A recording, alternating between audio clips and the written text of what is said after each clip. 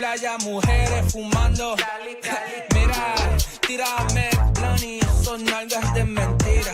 Tan brinda, que chimba, colombiana linda. Siempre con los ojos rojos de Cali, con mi amiguita Mari.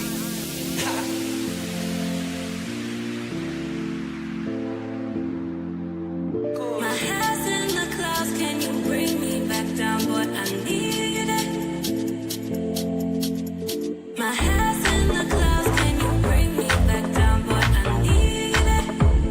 Need it. Need it. Need it.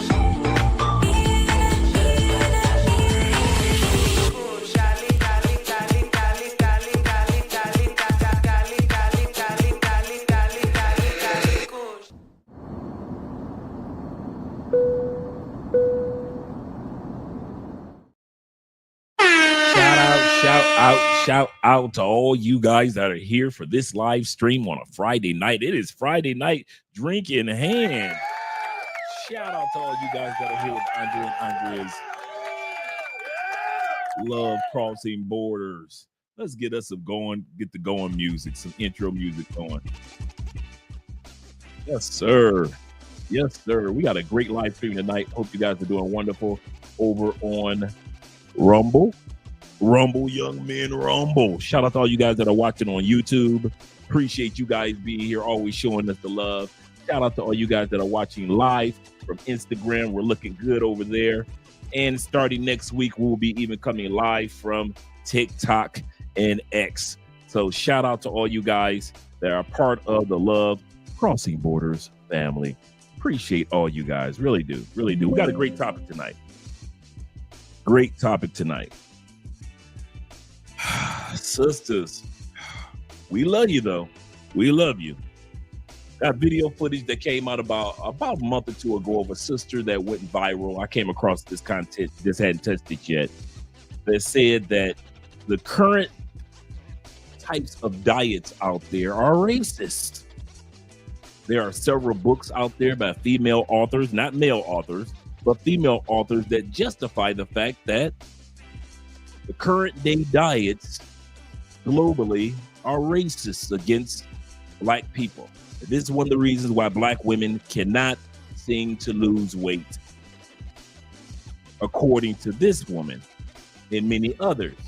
We're going to look at that tonight because I see one of the major problems that is taking place in the Black community when it comes to weight loss and exercise is not necessarily the diet, but it's how we look at our overweight sisters and overweight brothers, how we look at weight in the Black community. We're going to be talking about that because I noticed that when we use our passports and travel to other countries, we become a little hypocritical. I'm going to say this again. I haven't seen any of you passport bros, blue book gentlemen, passport cartel, black expats, if you will, or black pats, however you want to put it. I have not seen any of you brothers getting off a plane for the big girls. I don't see y'all in big girls in Southeast Asia. I don't see us brothers here in Colombia with a bunch of big girls. I don't see you guys over in Tibet, Taiwan with big girls. But as soon as y'all get back to the States among the black community, it's as if we justify our sisters not being healthy, and then we want to condemn them. So we're going to talk about that tonight. Are we as men that travel a little bit hypocritical when it comes to how we as black people in the United States look at weight? We're going to talk about that tonight here on Andre and Andre's Love Crossing Borders. We got 16 people in the building. Shout out to all you guys. We like you. Make sure you like us too. Shout out to all you guys once again watching on Instagram, watching on Rumble, and watching over on YouTube. Appreciate all you guys that are here. Hope you can see me clearly as well as hear me clearly. All right, let's get started with the shout outs. Shout out to all you guys that are here once again. And thank you for showing love by way of PayPal, Cash App, and Super Chats. And if you guys have not had the opportunity to get your tickets for the Black Manosphere Conclave that'll be coming up this September, the first week, want to make sure you get your tickets, gentlemen. Because we're all going to be in Miami having a great time, including Richie Mack, including El Guapo, including Theo Wolf, Obsidian Ali, and several other guys that will be speaking. Shout out to all you guys. My man David Dice of the Dice family starts it off this evening. And he says this. David says, she said diets only help white folks or white people. That's like saying people who read books aren't impacted enough based on their skin color. SMFH. I kid you not. You can't make this stuff up. And my man FBAJ is in the building with the next super chat. He says, salute OG, salute to you as well, kind sir. And he says, Andre, he say, peace and blessings, LCB family, love crossing borders. Shout out to all you guys. And if you're over on Instagram or Rumble and you're watching the live stream, shout out to you as well. Shout out to my man E-Man over on Rumble as well, showing some love. Appreciate you, gentlemen, really do. Let me scroll back up to the numero uno, which is once again David. David said the Love Crossing Borders the family. Andre and Andrea, chat, how y'all doing, brothers? We're having a great day here in Colombia. Once again, it's a 3-day holiday weekend. As I mentioned to you guys before, that here in Colombia, most of their weekends, they've got over 20 weekends. They're tied for the most paid holidays among countries. I forget who's number one, and I forget who we're tied with. But Colombia has over 20 paid holidays, where the United States only has 7 to 9 paid holidays. That's it. 7 to 9. And so here in Colombia, by law or policy, they have to have their holidays drop on a Monday. So everybody can get a 3-day holiday. Every holiday weekend, they get Friday, Saturday, Sunday, and Monday off. So, I mean, not Friday, but Saturday, Sunday, and Monday off. And so this month had 3 weekends or 3 holidays. So this month of June, they've had 3 3-day weekends. Man, you talking about partying in the month of June in Colombia. Shout out to my man David once again. And shout out to my man Kenny. People was always sending me great content. Good evening to you. Buenas noches, amigo. Good evening. Buenas noches to you all, or to us all. Kenny says this. He said, black women sure has a backwards way of thinking. Diet's supposed to help you, not kill you. The average black woman, they wouldn't say that. They wouldn't say that ish back in the early 90s. Remember yesterday or the day before yesterday, we looked at the ladies in the 50s. We looked at black women in the 60s. We looked at black women in the 70s. We looked at black women in the 80s, 90s. And as soon as the early 2000s hit, all of a sudden black women blew up. Like they just blew up like the blimp. All these eras throughout human history, black women have not been known for being the big girl. There is no statues. I'm sorry, ladies. There are no statues on the continent of Egypt of a bunch of big chicks. Not coming at you. But what I'm saying is you try to justify Africa as if passport bros don't go to Africa. See, this is the amazing part. When we were in the States, fellas, certain statements can be made and we just go for it. Like, yeah. People in Africa like fat women. Yeah, that's right. Ain't nothing but fat women in Africa. And so we went for it, right? But then when we got passports and we start traveling to Africa, we start to notice that, no, African women are curvaceous, but most guys aren't going for a big chick. There are small countries here and there where the worship of the oversized woman is there. But as far as African brothers and sisters, the only thing that them brothers are looking for is a fat behind. Now that behind and those hips, yeah, those thighs, yeah. But them sisters got flat stomachs. Them sisters got flat backs. They breasts ain't sagging to the side. Them sisters got slim necks and collarbones. How you gonna compare yourself to the sisters in Africa? They got collarbones with a fat behind. So when you start traveling, you get to see, oh, wait a minute, that narrative of that all 54 continents, or even most of the 54, not 54 continents, but 54 countries of Africa are susceptible to accepting obesity. That's not true. That's not true at all. So let's continue on. Let's not put this on our African brothers, sisters, and brothers. That's an American thing. That is a obesity in the black community. I know that the United States in general has a weight problem. I got you. But obesity, the main problem in our black community, y'all want me to say it? It ain't the black women. Obesity issues in the black community, it ain't the black women. The obesity problem in the black community, we turn the music down a little bit. The obesity problem in the black community is not the ladies. This barbershop talk, right? It's us men. It's the simps. It's the beta males. It's the justifiers. It's the lonely black men. It's the nerdy black men that justify women being obese in our community. We are the only community that justify obesity among the men in a massive number. We call a chick that we know is fat curvy.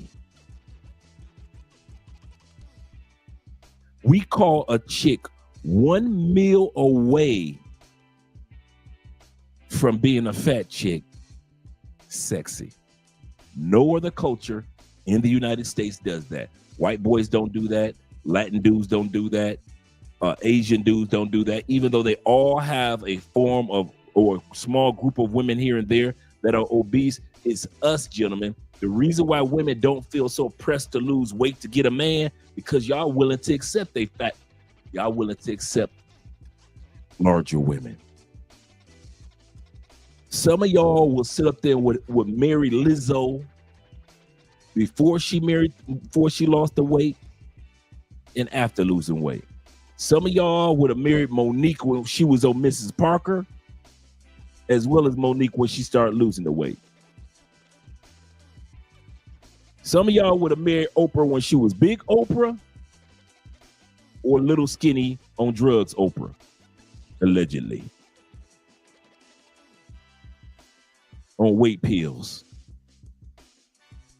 In our community, we justify.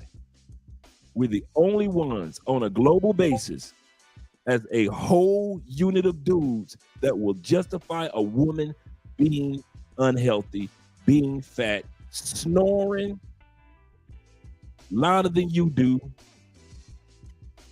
You know when females get big and when people get so big, they get that little black mark on their face. You know how when they on their cheek, I don't know what that is. Don't even give me the line. But I notice when especially with dark skinned people, when y'all get big, y'all get dark like right around here. It's like y'all get that dark line. Am I lying? Come on, guys. I'm not coming down on anybody. I'm just saying the bigger men and women get, it's like y'all get this blackness right here. It's like blacker than black, blackly black. Y'all get like this black shadow. I don't know what that is. I don't know what causes that. Maybe some of you guys know, but you know what I'm talking about. Your big auntie, your big uncle, your big cousins, your big ex-girlfriend. She had that she was so big, she had that blackness under her, right up under here. We justify it. That's the problem in the black community. It ain't the sisters. It ain't the sisters. It's y'all keep smashing these big sisters. And then you want to talk about in front of their face, but you smashing them behind their back. I mean, behind everybody's back. I'll say that again before I go back to the comments. The problem with the black community is we sit back, we will smash these chicks in silence, but then criticize them in their face. But then even worse, more hypocritical. We'll go to another country and won't even touch anything that's close to a big girl.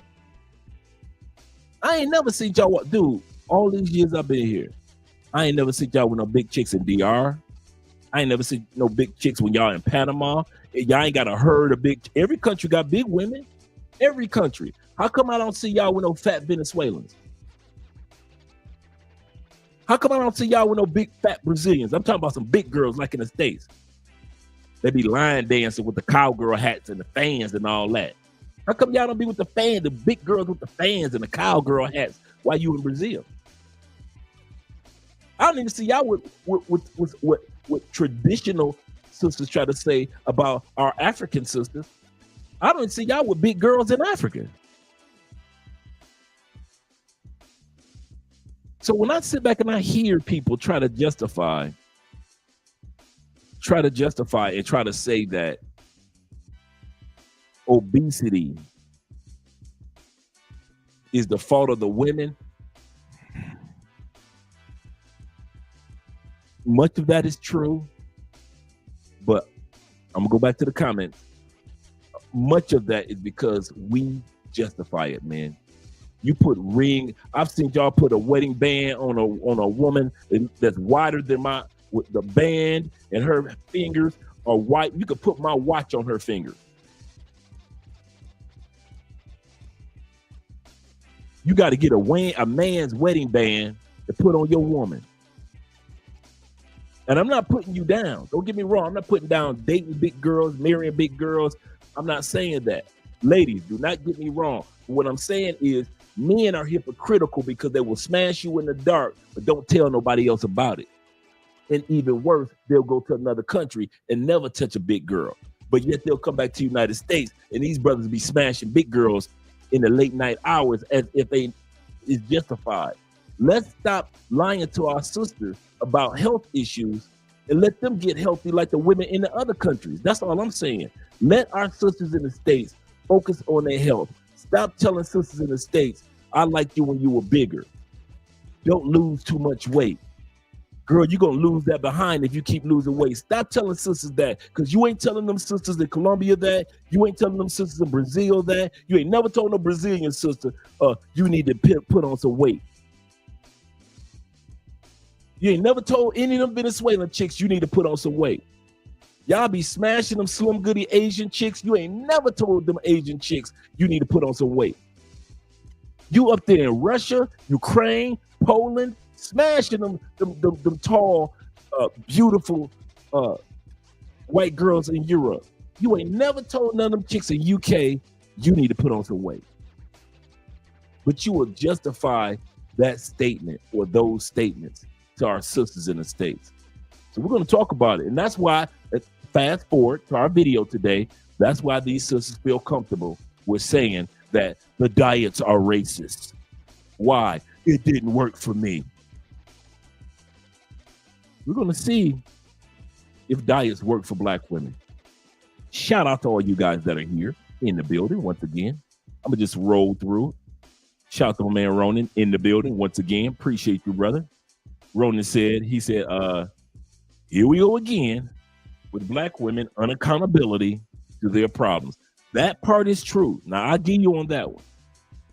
That lack of accountability to get into the gym, the lack of accountability to start drinking water, the lack of accountability to meal prep, all that stuff, to change their dietary habits. They'll spend more money on weed than on healthy foods. Black women cannot tell me that they ain't got no money for healthy foods. That's a lie. As much as y'all bragging about y'all got these degrees and y'all got all these jobs and y'all paying $500 to $1,000 for weed and all that stuff, and y'all talking about I'm driving a baby Benz. You women always talking about how much money you got. Cool, we got your back. Got you. Proud of you, sister. But if you got enough money for a $500 weave, you got enough money to take your butt to Whole Foods. You got enough money to hire you a trainer in the gym. You got enough money to hire somebody to teach you how to meal prep. You got enough money to buy yourself a decent mattress to get a good night's sleep, ladies. I heard a rich guy say this one time, a multimillionaire, and I never forgot that. And that's why we went on ahead and highly invested in our bed. He said the most important piece of furniture in your house is not anything that most people see. The most important piece of furniture in your house is your mattress. Your mattress is the most important piece of furniture that you should invest as much as you can to get the best mattresses, to get the best sheets, to get the best pillows, to get the best blankets. How well you sleep in your home impacts everything. I am living proof of that. I took the mattress and the beds and the sheets and everything else for granted. I just had enough. Mine was good enough. Like, I got this big enough bed to smash on. I could smash these chicks. I didn't realize how important sleep was until I realized how it was impacting everything else in my life.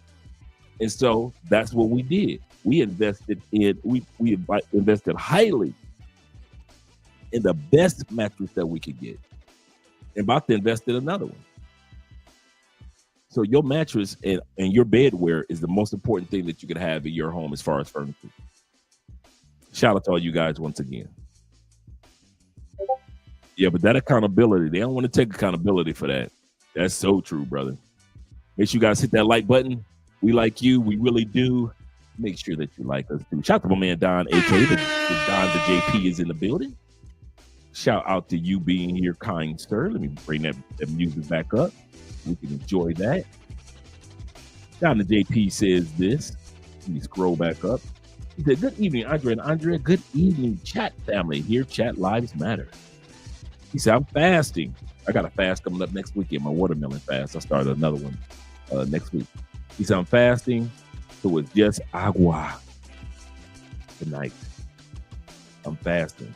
And shout out to our sponsor thus far for the evening, my man Evan, who always show love to the channel. Appreciate you, Evan. Hope you had a great week. I know you be busy, so sometimes you get a chance to make it to the show. Sometimes you don't, but every time you don't make it, man, we just want you to know that we know you're here in spirit, and we appreciate you, brother. He said, I'm currently in Rio de Janeiro,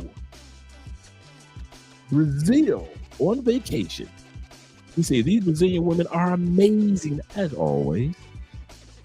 He said, it's good to be away from American woman. He said, these Brazilian women are so feminine, sexy, submissive, passport life forever. Forever, gentlemen. Instagram, you heard him. Forever. From this day forth, thus saith Evan. Yes, sir. And I feel the exact same way, brother. I feel the exact same way. Shout out to y'all, you guys. Let's scroll down. Already hit my man Don, the JP, in the building. He said, good evening, Andre and Andre. Good evening, chat. Yes, sir. And, oh, my man, Mr. Darkus, the navigator, is in the building, gentlemen. We're going to have a great night. We know they're going to have a great night because we got him and Bill in the building. Oh, yes. He said, we're expanding on the topics from the Wednesday live stream. Absolutely correct. Absolutely correct. Because on Wednesday we kind of like teetered when it came to talk about accountability was on Wednesday, and then we're talking about women accountability when it comes to their weight. But one of the catalysts or the attack on women when it comes to their health and their weight are black men. I'll say that again. Y'all love y'all some big girl. Y'all. That's the part. If I hadn't had a passport, Evan, check it out. If I didn't have a passport, I would have really thought that black men in the United States like big girls. Because no other culture celebrates it. Even though white dudes, that's some big girls and a few white dudes, but they don't celebrate big girls. Even though there are big girls in the Asian community, they don't celebrate it. Even though there's big girls in the Latin community, they don't celebrate. We celebrate big girls in our community. Big girls stay on the dance floor. We make songs. Hey, big girl, won't you back it up? Won't you back it up? We got all type of big girl songs. Ain't nobody else. Name the community. Country music ain't got no big girl songs. Jazz ain't got no big girl songs. Ain't nobody else got big girl. Hip hop and R&B got the most songs dedicated to big girl. I want you to be big, big. But then, like I said, if I didn't have a passport, I would really fail for it. But when you got a passport, and I see when y'all go to other countries, y'all don't put y'all hands on no big girls. That's when I realized black men are hypocrites. We some hypocrites. We will sit up here and pretend like we like something in the States, knowing that we don't really like it. And what we really want is what you see guys with outside the United States. Shout out to E-Man once again, representing the guys over on Rumble, young man Rumble. Appreciate you being over there. Shout out to my boy, my brother, Sean D. Upshaw in the building. Yes, sir. The Detroit boys. Yes, sir. You better back the fuck up out my face, goddammit. I'm from Detroit, Michigan. Don't play with me. Don't play with them Detroit boys. You know how we get. You know how we act. Sean say, hey, big bro. He say, hey, love that jersey and shirt. He say, I need that one. Got you. This is Cali Colombia's football team. America de Cali. America de Cali. The Devils. That's the football team, or the soccer team, in other words. We got two soccer teams here, and they are arch rivalries. Yes, they are. Yes, they are. Shout out to my man Black Empowerment in the building. Appreciate you being here. 01. Enjoying some coffee this evening. I don't blame you. Man, that sounds good. Andre is at Bible study right now. My man, so when she gets back, I may have her make me some coffee. He say, Necro is in the building. Shout out to you, man. Glad to see you here. Necro says, evening, Andre.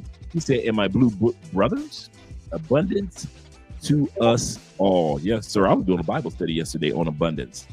So, yes, it's kind of amazing how you would bring that up. I was just doing a Bible study on abundance yesterday. My boy T-Mac is in the building, always showing some love to the channel, always supporting. Shout out to my Medellin brethren /LA. And shout out to the Passport Cartel out there. You know I know you guys. Appreciate what you guys do.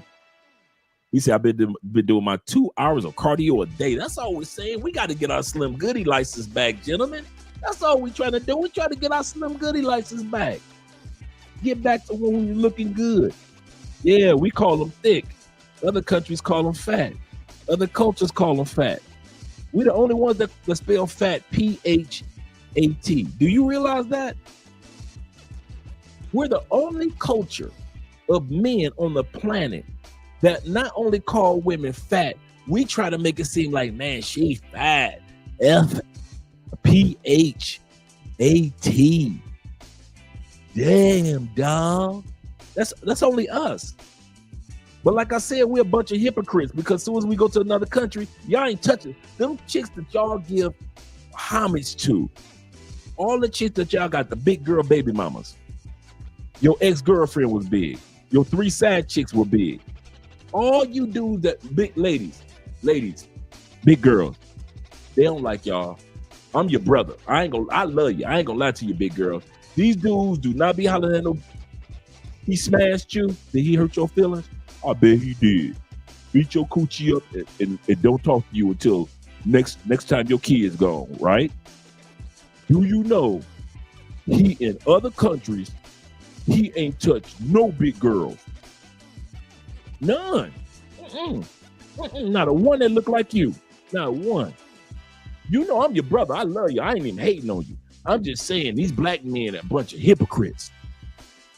You're a bunch of hypocrites. They ain't an Asian messing with y'all. A lot of sisters be thinking that, this is the funny part. This is how hypocritical we are. Sisters be in Thailand, right?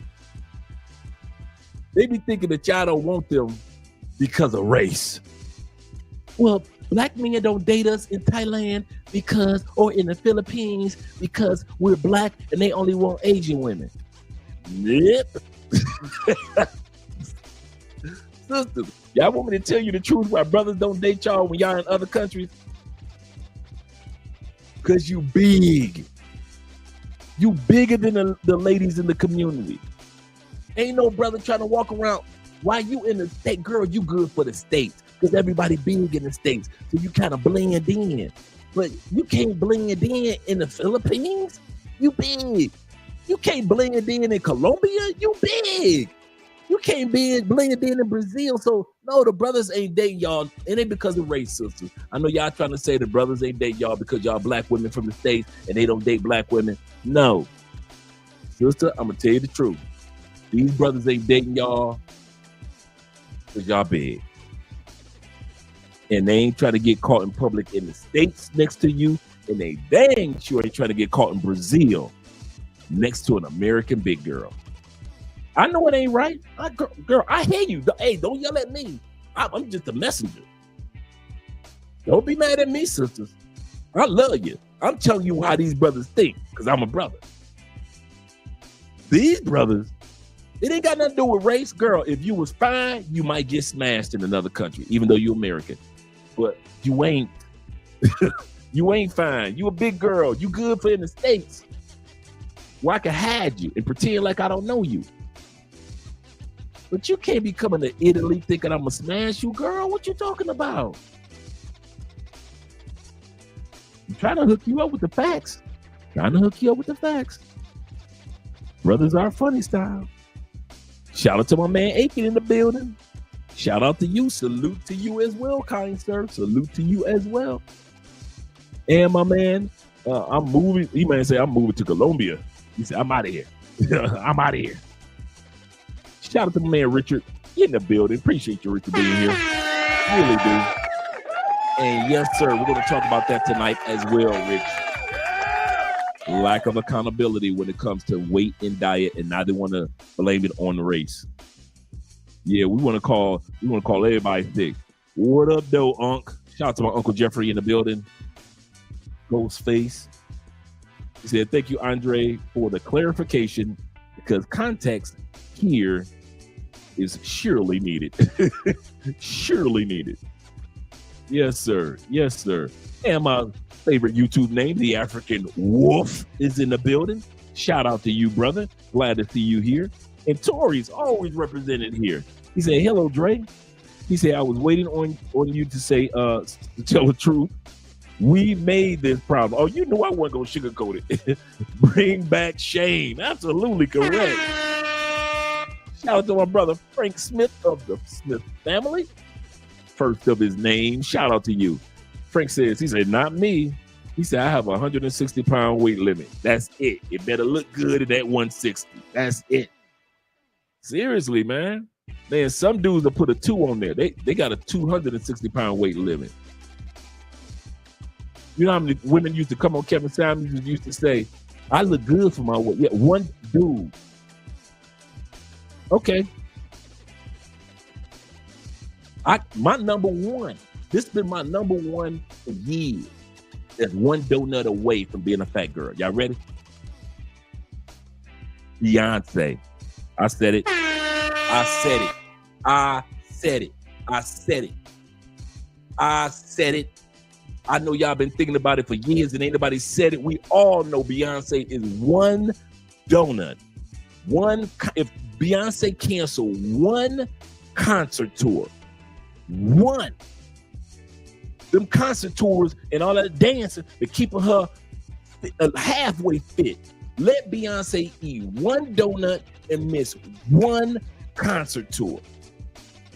Man, Beyonce, you can, I mean, I've been saying that with Beyonce for years.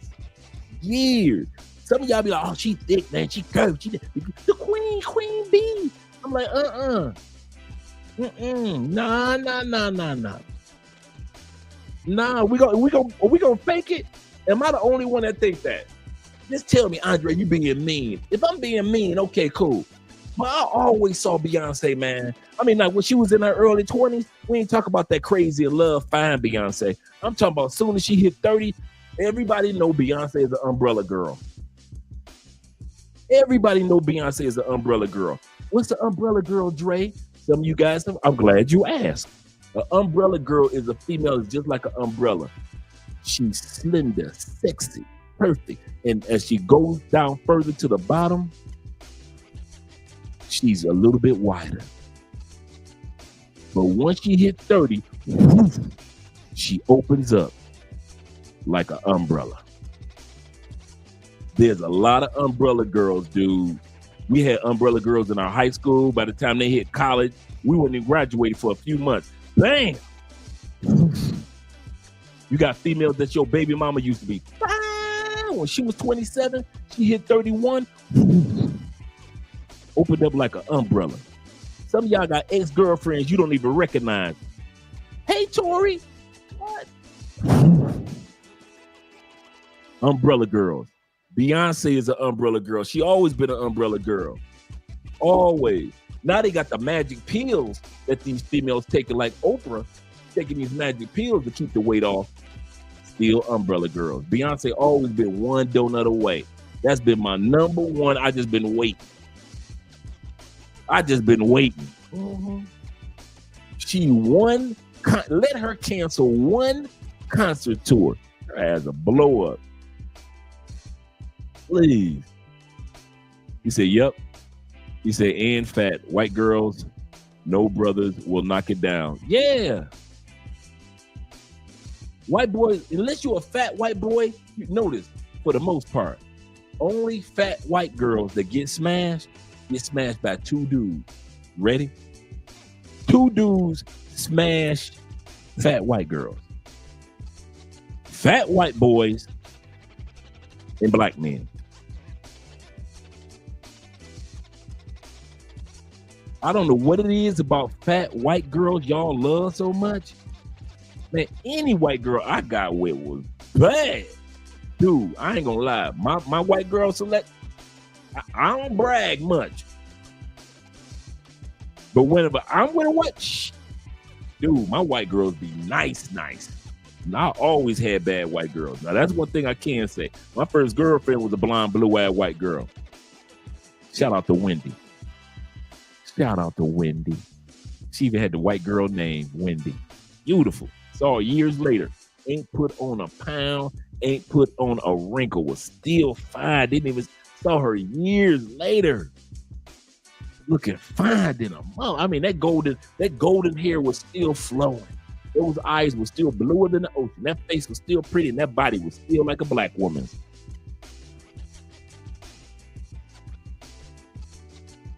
But a lot of our brothers love some fat white girls. We famous for it. We can't lie about that one, guys. Fat white men will date a fat white girl. I understand that part. But brothers, man, it's just been a recent phenomena under like this, what, Generation Z? Under this latest generation of black boys, where you see these young black boys with some badass white girls. The last two generations, including mine, you ain't see no brothers with no bad white girls like that. This latest generation, maybe with some baddies. Ours, and we wasn't famous. Ours and like Generation Y, hell no. Oh, y'all love y'all some fat white chicks. Shout out to my man H.R. Ferguson of the Ferguson family. He said, good evening, everyone. He said, don't forget to hit that like button. Yes, sir. Shout out to my man Ellis in the building. Appreciate you. He said, these heifers legit. He said, will want us to be happy. Yup. But we be doing it to ourselves. David says this. David says, respectfully and honestly, I don't know if it's a mental thing with the average black woman. He said, but the way they act and view things are so detrimental in general, not trying to sound like DJ. No, I'm with you on that one. I'm with you on that one. That goes back to what the guys have been saying. No accountability. Showing no accountability. Shout out to Evan once again, sponsor of the night with the $20 love.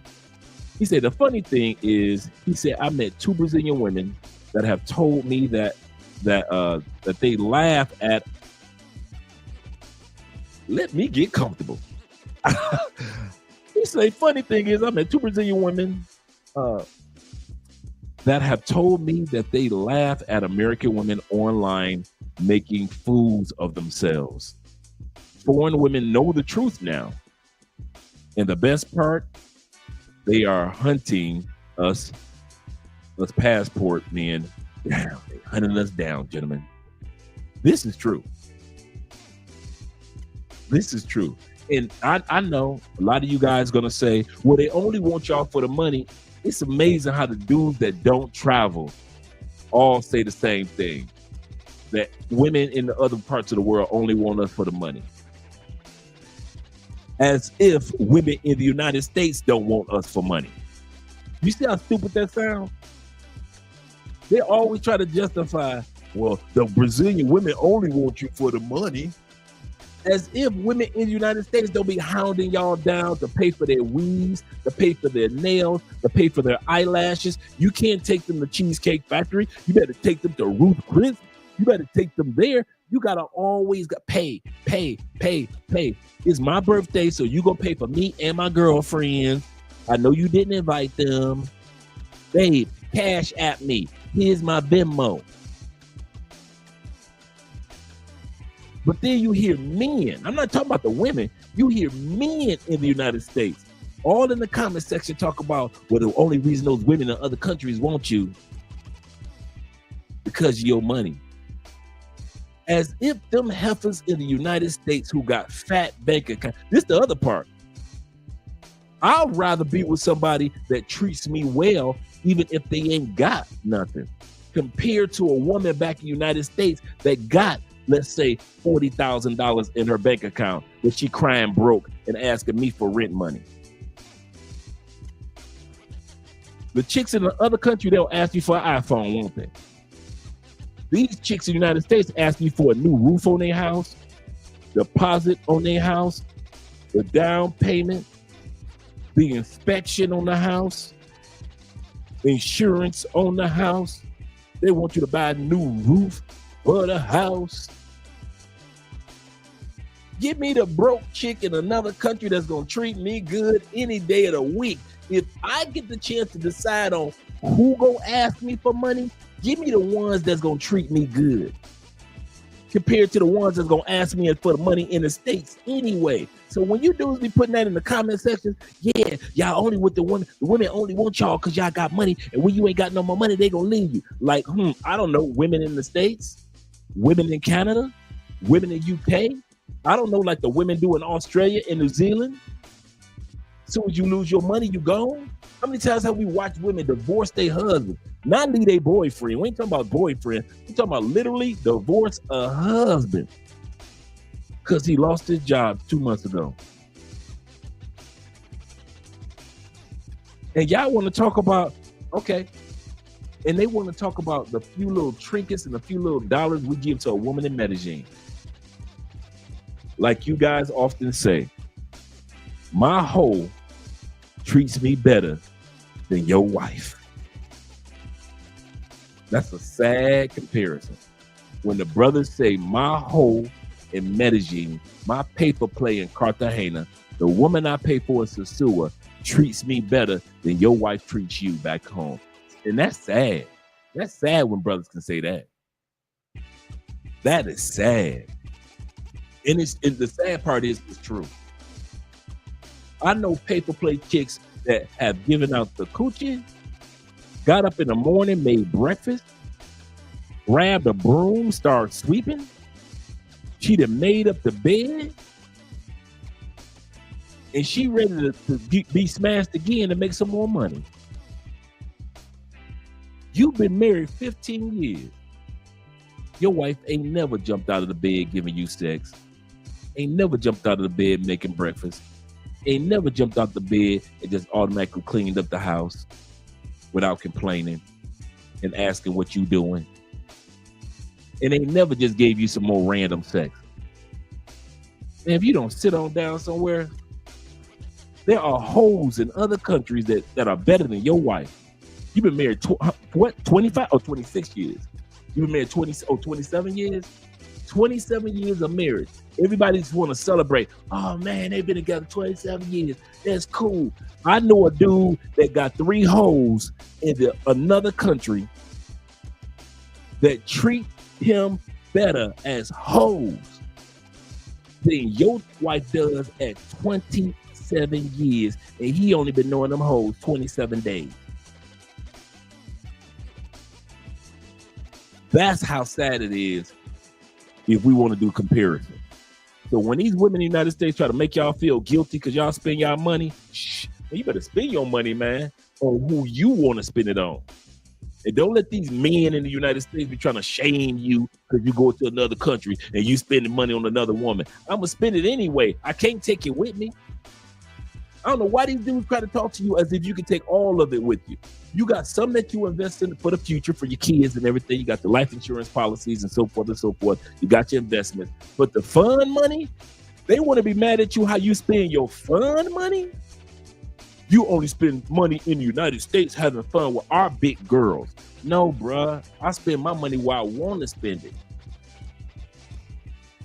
And black men don't, the plantation bros, do not like the passport bros, because the plantation bros who are stuck in the United States with all them fat sisters at the club with the fans, listening, line dance in the country music now. They got y'all ass, brothers. How far have we fallen off, mighty men of valor? The black man has fallen off in the United States. They got your ass out there line dancing with fans. Cowboy hats on them. Their face is that big and the cowgirl hat about this big. How is the cowgirl hat that big and her face that big? And you want to criticize us because we go to another country? Man, if you don't sit your butt down, shout out to Instagram. Shout out to Instagram. If y'all don't sit y'all butts down, sit up there embarrassing yourself talking about what another man is doing. T-Mac is in the building. T-Mac says this. He said, my main chica wears a size small bikini. He said the side chick wears a size medium. and no stomach. He said people can call me a simp if they will, but I donate to a gym membership to my chica. Bruh, you could go to the States, get her a gym membership, a nutritionist, a psychiatrist, psychologist, a teen meditator. You can pay for her yoga outfits, pay for her a yoga instructor from the top of the Shaolin mountain. You can pay for her to have one of the monks from the Shaolin temple, and somebody that will wake her up so gently in the morning with romantic music like she Eddie Murphy in Coming to America, and her big ass will still not go to the gym in the States. That's one thing that's guaranteed that you ain't gonna see. If you want to see somewhere where you can have peace as a black man, I'm gonna tell you, it ain't the church. As a black man in the United States, it ain't the church where you gonna find some peace from sisters. Work? No. Corporate America, you ain't gonna find no peace from sisters in corporate America. Travel, they following you. So no, you ain't gonna find no peace from sisters if you travel. Andre, where can I find this peace? Go to a gym. Ain't no sisters in the gym. It's only a couple sisters in the gym. The sisters that take care of business in the gym. The sisters that's really looking for a man and trying to do something different in the gym, but it ain't too many in there. If you want to have some peace away from sisters for a couple hours, just take your butt to anybody's gym. That's anybody's gym. Anybody's gym. You go to the gym in your church. If your church got a gym, ain't none of them sisters. The sisters donated to the gym in the church, and they don't go to the gym in the church. If you ever want to have a place where you got a couple hours just quiet away from the sisters, go to the gym. Watch how many sisters you see ain't in there. Man, please, it's sad. But once again, that's us justifying. I heard this. I got the Smart Fit membership as well. Shout out to Smart Fit, and shout out to my man Tyrone Sullivan in the building. Appreciate you. And shout out over there on Instagram, my man H Captain in the building. Shout out to K Taking Page. I hope I pronounced that correctly. Shout out to Evan Hill over there and over here. Shout out to TJ in the building over there on Instagram, and Morpheus on Instagram. Shout out to you guys being here. Appreciate you more than you realize. Glad to see you guys here. Shout out to also Chris Cheesy. What's up? Shout out to you, Chris. Hope everything is going great with you. He said, girls that eat a hoagie and a family size bag of Doritos after 11 p.m. Well, shout out to Sir Roast a Lot is in the building, as well as my man Sir Roast a Lot. He said, tell the Samoan women to put on some weight. Yeah, they would tell a Samoan woman to put on some weight, wouldn't they? Girl, you getting too slim, girl. You need to go and put on some weight. Stop telling women that, brothers. Let black women get healthy and feel happy for being healthy. I mean that. Let me change the music up. I'm not about to go into a rant, guys. I promise you on this one. I am changing the music up. Guys, let's stop doing that in all sincerity. If our sisters want to get comfortable and get down to a healthy weight to where they can live a long, healthy life, let's stop because what we want in the black community. Let's stop pressing up against the sisters that want to go to the gym, the sisters that want to walk in the morning, the sisters that want to get healthy. Let's not put them sisters down, man, because we do that. We have a bad habit of that as black men, putting our sisters down when they try to get healthy.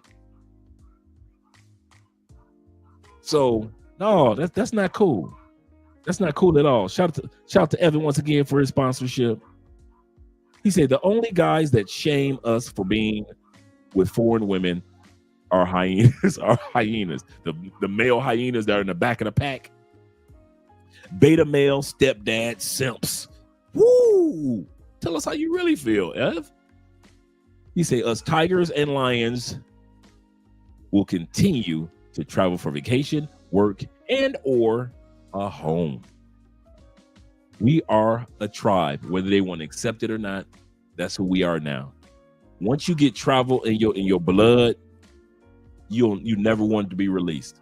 You never want to have a transfusion. Once travel is in your spirit, once you leave the brothers, once you just leave the United States or Canada or UK one time.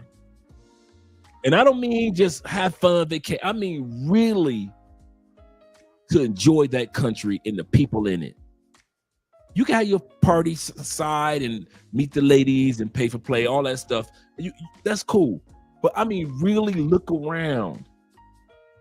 Look at how different the clouds look when you are in the southern hemisphere of the planet compared to the northern hemisphere. Look at how the moon sits, look like it's sideways in South America, but to you it's straight up in North America. Look at how different the sunset looks in South America when it's purple and orange compared to just yellow and orange in the States. Look at how when you go to Mexico or when you go to other countries and you get the chance to see how many layers of blue the ocean is.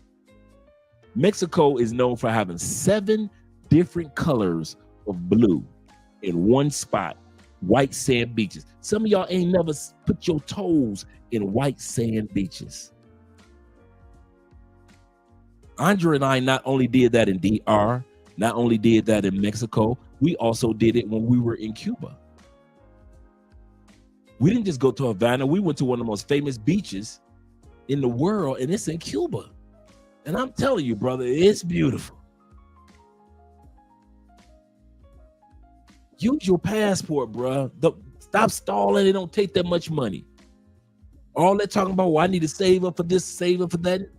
Bruh, it is not that expensive to go on your first trip. We all thought that. Fellas, it's expensive to travel into the States. It's expensive to travel out of the States, and it's expensive to travel around the States. Once you get out of the States, you'll see how inexpensive the world actually is. And you get a chance to see the world for how the world actually is, how can I say, not just set up, but how the world works. We really think in the United States that we know how the world works. And I'm telling our brothers on Instagram, shout out to my man Tico on Instagram, Tico Negro Travels, the travel influencer. You get a chance to see how the rest of the world drives, how the rest of the world eats, how the rest of the world, it's kind of crazy how we're the outliers. But you don't see that. You think that everybody else is like us because they like our entertainment, they like our style, they like our clothes, so they must be like us. They want to be like America because they come to America, right? So you will actually think that until you get your black tail out of America and you start to find out that most of the world everyday movement is the opposite of the United States. How they prepare food, how they eat food. Dude, most Colombians ain't got no microwave. Why? They can afford it? No. Most Colombians cooking every day. The food is made to be eaten within 2 to 5 days. The fruits and vegetables, when they pick them, when they pick that banana off that vine, they expect that you're going to eat those bananas if you buy them. In the United States, all our food is shot up with something so it'll last forever. Not in the other countries. The other countries are set up. You buy it, you eat it. Your eggs are set up to where you don't have to refrigerate them. Why? Because you're going to eat them within 3 to 5 days. Your meat is made that it will spoil if you don't eat it. It's supposed to be like that, but not in our country. We don't think like that. We think that we can keep meat in the freezer for 90 years. No, McDonald's hamburgers aren't supposed to last 90 years, but yet they do. So yeah, we are a tribe. We're a tribe of men and women from different races, cultures, and backgrounds that want to see the truth for ourselves. We're tired of hearing what everybody else got to say about other countries. We want to go ourselves and experience it. And I'm telling you guys, once you get that drug, that hit of travel in your arm, boy, that feeling, ooh, I ain't never going back. I ain't never going back. We all know that we go back to the United States for two reasons. We go back to the United States to plot and to make money. That's it. If y'all wonder why passport bros, blue book gentlemen, all of us go back to the United States, we only thinking about two things. Women in the States, yep. We might be smashing a woman in the States and not even thinking about her. The reason why we go back home to the States after we got a hit of travel, one reason only. I don't know what I'm doing wrong on Instagram, but it ends on the hour, and I need to get that checked out. One reason and one reason only. The reason why we go back to the States, because we're plotting and planning our next trip. We're plotting and planning when we're going to leave, whether it be 5 years, 15 years, 15 months. We're plotting. I don't care how much money we make. I don't care how much money we save. I don't care how many people we cool with. I don't care how old our mother is, our cousins are. We're plotting. We're sitting back there, okay, mom going to be around for another 10, 15 years. Okay, I'll probably leave in about good 7. Then I'll be coming back checking on mom. We plotting. If you ever want to see a dude that's conniving in a positive way, dudes that travel. We don't care about what's going on with the politics.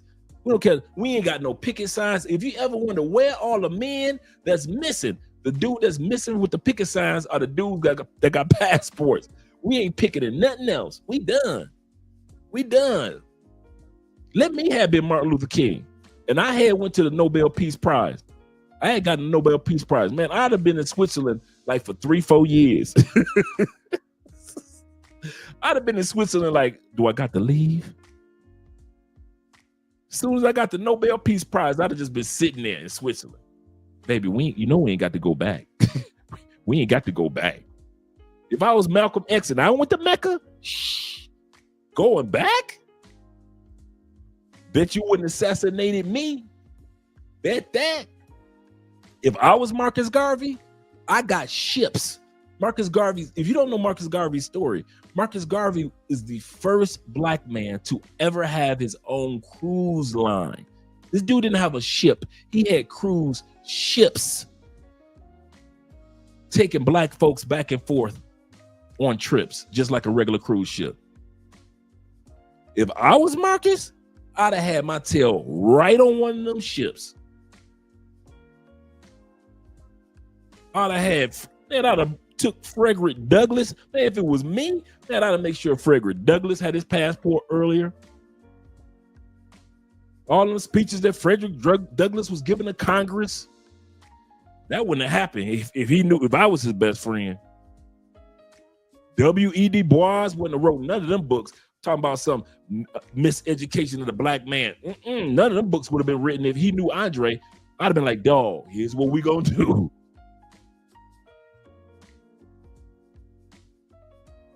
None of them J.A. Rogers books would have been written.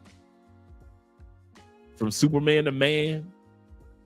None of them books would have been, man, please.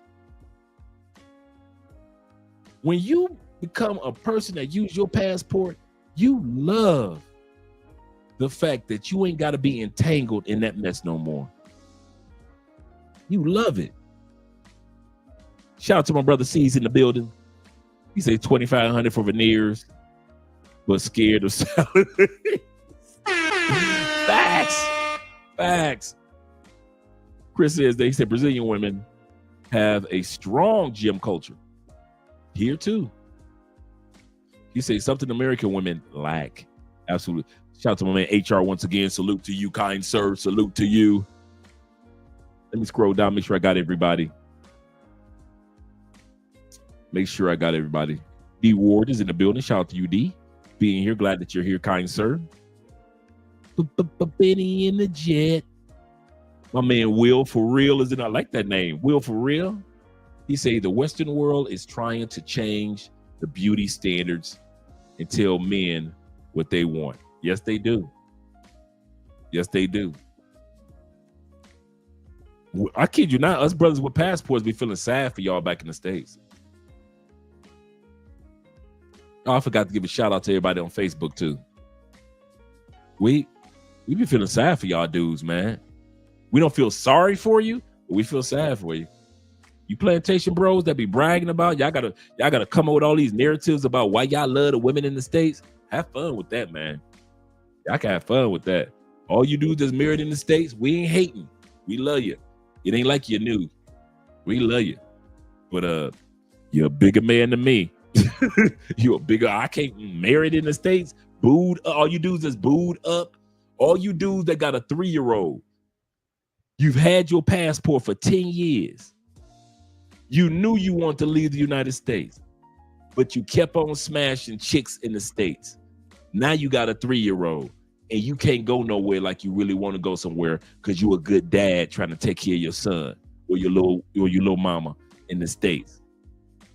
More power to you. I couldn't have got a chick in the States pregnant. Y'all crazy.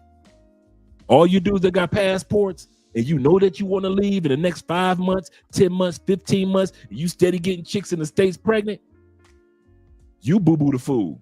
You Tom Tucker, that dumb mother. That's you. You're a bigger man than me. I swear. Chicks in the States, please. Condoms only. Condoms only. I don't like the spill of condoms. I don't like the feeling of child support. We both can't have what we want. Nah, bruh.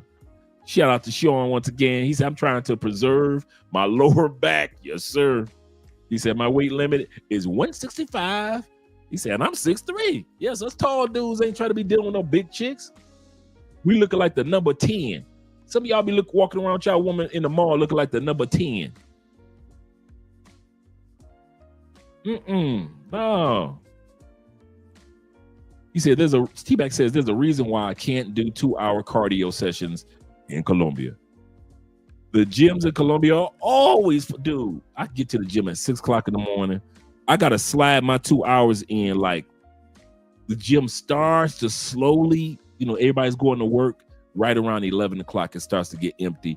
But by the time 2 o'clock hit, it's packed again. It's packed again. Yep.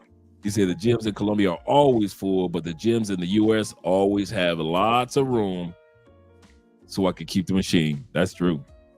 That's so true. Tori said this. He said I have to stay in the gym because when I get to Colombia, I might run into Afro Wahida. Shout out to our girl Maya. I'm just saying. I'm just saying. I like that one. Or Afro Wahita-ish. You see what I'm saying? Get you a ish. It might not be Maya herself that you might run into, but you might run into a Maya-ish that you might want to holler at. Dave says, nah, Andre, you said it nicely. We don't date them for many more reasons. Yeah, I am being nice, but since tonight's episode is about the weight, I kind of figured I'd focus on the weight part instead of just bashing. That's true. Let me make sure I got everybody. Paper Route is in the building. Shout out to Paper Route. Shout out to Paper Route. Glad that you're here. Let me make sure I got everybody. Let me scroll down. Chris says this. Chris Jeezy in the building. Chris says this. Chris says the only time a woman should get plastic surgery when it comes to her weight is when she's getting rid of excess skin. A lot of women are doing that from going to the gym. Now, I can say this about South America. I don't know about any other place.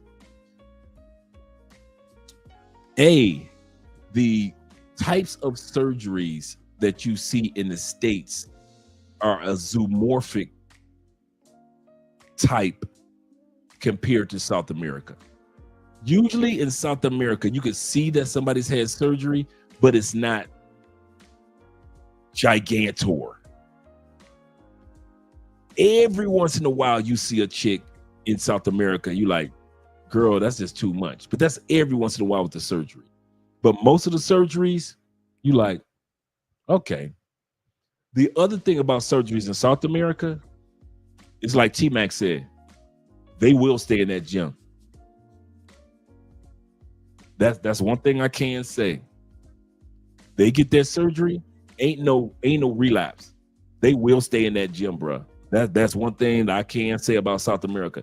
In here in Cali, you know, when women come from the States a lot, man, it's sisters that come down here 2 or 3 times. They messed up the first surgery, put on weight, come back down to Cali, get more lipo, go back. There are sisters that have been down here 2 or 3 times, dog. Kid you not. I met some of them. They've been down here 2 or 3 times because they just let their weight go because, well, I got surgery. So they look good for maybe like 6 months, but then they put because they still eating the food that they ate before. So they put the weight back on. So now they look like a fat girl that had surgery. So they come back down to get lipo again to try to make themselves look good. But if you don't go to the gym and take care of it, that's the one thing I can say in South America, man. You will see some surgeries, but they stay in that gym. They stay in the gym. He said, Dr. Umar has officially entered into the chat. Yeah, man. Back in the day, white girls. Shout out to my girl, Wendy. Shout out to man Jeffrey Rice in the building. He said, got a diet for y'all. He said, a big bag free diet. Seriously. Shout out to man Jeff. And I'm my man Jay in the building. Jay Carson of the Carson family. He said, what's good, Andre? What's good to you, brother? Sean says this. He said, them big back boogaboos, pachyderms, mostifs will never try to lose a pound as long as they got a simp. We were talking about that earlier. As long as they got a simp, liking their pic, even on Instagram, and jumping in their DMs. Shame. Bring back shame, gentlemen. Yes, bring shame back. That is so true. Let's scroll down. Shout out to my man LJ, the Southern Vegan, is in the building, gentlemen. Facts. Salute to you as well, LJ. Salute to you. Let me make sure I get everybody so we get started with the video. 40's in the building. He say $600 for a wig, but can't dress worth a day. Tis true. Because when I see American women come down here, not every sister, do not get me wrong. I would be biased saying that, but I see too many Americans. For example, y'all want the truth? You're going to hear it anyway. Have you ever noticed that American women wear more neon than any other women in the world? They'll wear a neon skirt, neon dress, pink neon, green neon, yellow neon.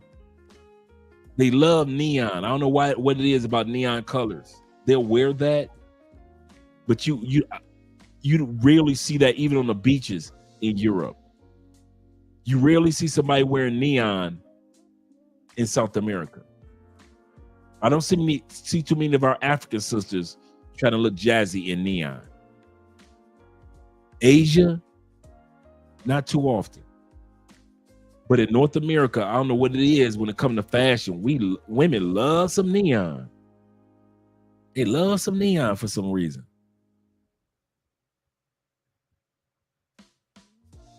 Evan says this. Shout out to Evan once again. Evan says this.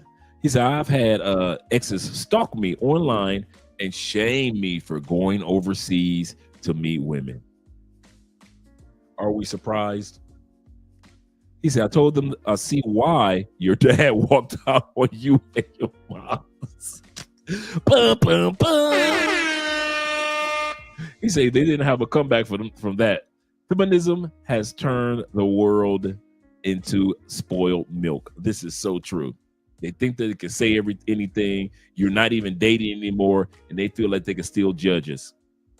They feel like they can still judge us. Let's get started with the video, Jay. Shout out to my man Jay Burton in the building. It was good, family. Salute, bro. Dre joining from the land of smiles. Shout out to all you guys out there in Southeast Asia having a great evening or great morning for you gentlemen. Tori says, I'm thinking about when Andrea saw Dank on your phone, her expression. Oh, the big girl was priceless. Yeah, man. Let's get started, you man. Let me turn this music down just a tad bit for us, gentlemen. We'll get started with the video where the sisters are talking about that being on a diet is racist. Racist, I say. We do the same diets as white women. We lose less weight and we lose it slower, even when we're following the diet than our white women counterparts. It's literally that the racism that you're experiencing and the struggle to make ends meet actually means the diet don't work for you the same. All right, so now diets are racist. They cater to white women. I mean, we've officially run out of real problems in the world. We've started arguing with grilled chicken. Apparently, if you try to eat clean, drink water, and skip dessert, you're not just watching your health, you're upholding white supremacy. I mean, who in the world knew that kale was a hate crime? Blaming racism for not fitting into your jeans, lady, isn't activism. It's delusion with an extra side of dressing. You don't need a movement. You need a mirror, because diabetes doesn't care about your sociology degree or your opinion. Apparently, encouraging people to take care of their bodies is oppression, but promoting obesity is body positivity, and that's empowering. That's not activism. That's an excuse to stay in the drive-through line, lady. And newsflash, discipline isn't a race. It's a choice. I mean, saying fitness is white is like saying ambition is toxic. It's lazy thinking wrapped in victimhood, topped with a sprinkle of social justice, hashtags, and a side of fries. If your first reaction to somebody eating a salad is they're a colonizer, you might not need a movement. You might need therapy, or at minimum, a freaking multivitamin. You ain't lying. So we've ascertained that the fitness industry is racist. So it should come at no surprise. Here's another one justifying that fitness and exercise is racism. When I tell you that diet culture is racist as well. How? By encouraging women to try and attain the bodies of thin white women. And all it... Here she is, a thin, look like she's a Middle Eastern woman. A thin collarbones. She's got the, you can tell that she stays in the gym, but she wants to call exercise. She just said exercise has just been proven to be racist. And okay, what do these women say to the overweight white women? I mean, white women got a gripe when it comes to diet too. So do they say to the white women, oh yeah, who can they run to? Since the white woman's supposed to be the colonizer too. So what if she fat? Because remember, a huge pool of the United States in general is fat. Over 50% of Americans are fat. So to try to use race and notice, you're going to notice a pattern here. Every time they pull up a book about diet, exercise, and racism, is written by a woman. Men we don't write books justifying obesity and racism, but women do. It takes is a little bit of discipline or motivation. If you fail or if you can't get that body, well, that's your fault. Whatever. Don't believe me? Then I encourage you to read Sabrina String's Fearing the Black Body. Fearing the black body. They fear obese women. Fearing the Black Body by Sabrina, another fat woman. She lays out exactly how diet culture is racist. And once you've done that, head on over to Monique Melton's site and take the Shine. There's another girl, Monique Melton. justifying being fat. Pass on diet culture. I don't want to get in trouble for swearing on TikTok. Then try and tell me that diet culture isn't racist. Go on, try. I'll link the book and the course in the comments. Y'all want to know somebody I ain't gonna ever forget? Ever. Is that lady, that black female that got on internet and said a diet was racist. That lady said being on a diet is racist. What? Of all excuses that an overweight person can give, you're going to say eating healthy is racist. It's racist. I would never forget that lady.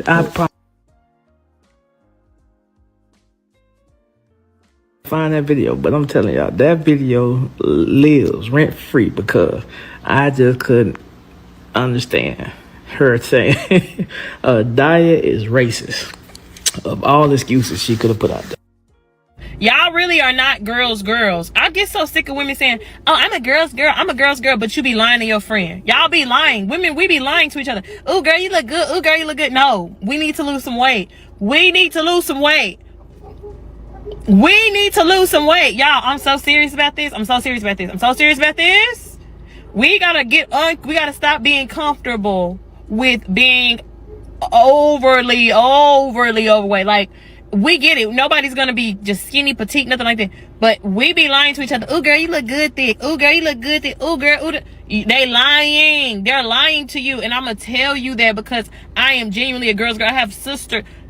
And you have to give, especially women, sometimes tough love. You can't be saying, oh girl, oh girl. No. That's why Ashley Dalton, Shira Seven, I'm Just a Girl, Jessica Alford, all these kind of women be on here because it is an issue with women and their appearance. If you want to look amazing in your 50s, start working out. Start taking your fitness seriously. Lose weight. Don't tell anyone that you are on a fitness journey because I'm telling you, your haters are going to start to hate because they don't want you to look better than them, okay? But you know what feels good to you. So if you need to drop 10, 20, 30 pounds, take your fitness seriously. When you see a black woman getting in shape, please stop telling her things like, you look better when you were bigger, or don't lose that ass. I think we have this obsession with being so thick to the point where it's borderline obese. And don't get me wrong, I'm a thick woman, so I would never tell somebody that being thick is a bad thing. I think being thick is a beautiful thing. But if you see a black woman losing weight and leaning out and becoming healthier, I think one of the most insulting things that you can say is that you looked better when you were thicker or you looked better when you were bigger. A fitness journey is one of the most humbling experiences that you will have.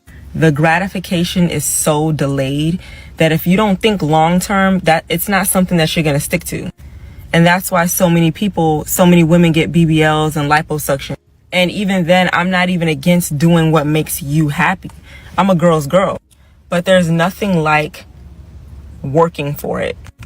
You can't buy a fit body. You can't just buy being strong.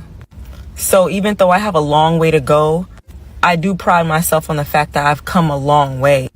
And I might start posting some of my fitness journey videos and experiences because, again, a fitness journey is one of those journeys that it is so mental that people will be jealous of your body because of, you know, what it looks physically, but they have no idea what it took for you to get there mentally. If you knew all the sacrifices that it took to even get as far as that person came, you wouldn't just be hating from the sidelines and telling them that they look better when they were thicker or bigger. All the sacrifices that you have to make, or all the times that you go in the gym and then you look the same day by day and you still keep going, you should congratulate somebody for that, for loving themselves enough to keep going even when it didn't look like you were getting any results. It ain't like she lying. It ain't like she lying. We're gonna listen to one more. Why is it that when you start to lose weight, everybody want to tell you like, don't lose too much weight, don't get too skinny, don't lose too much weight? Like, why? If I get skinny and I don't like it, I'll just gain it back. It's not that hard.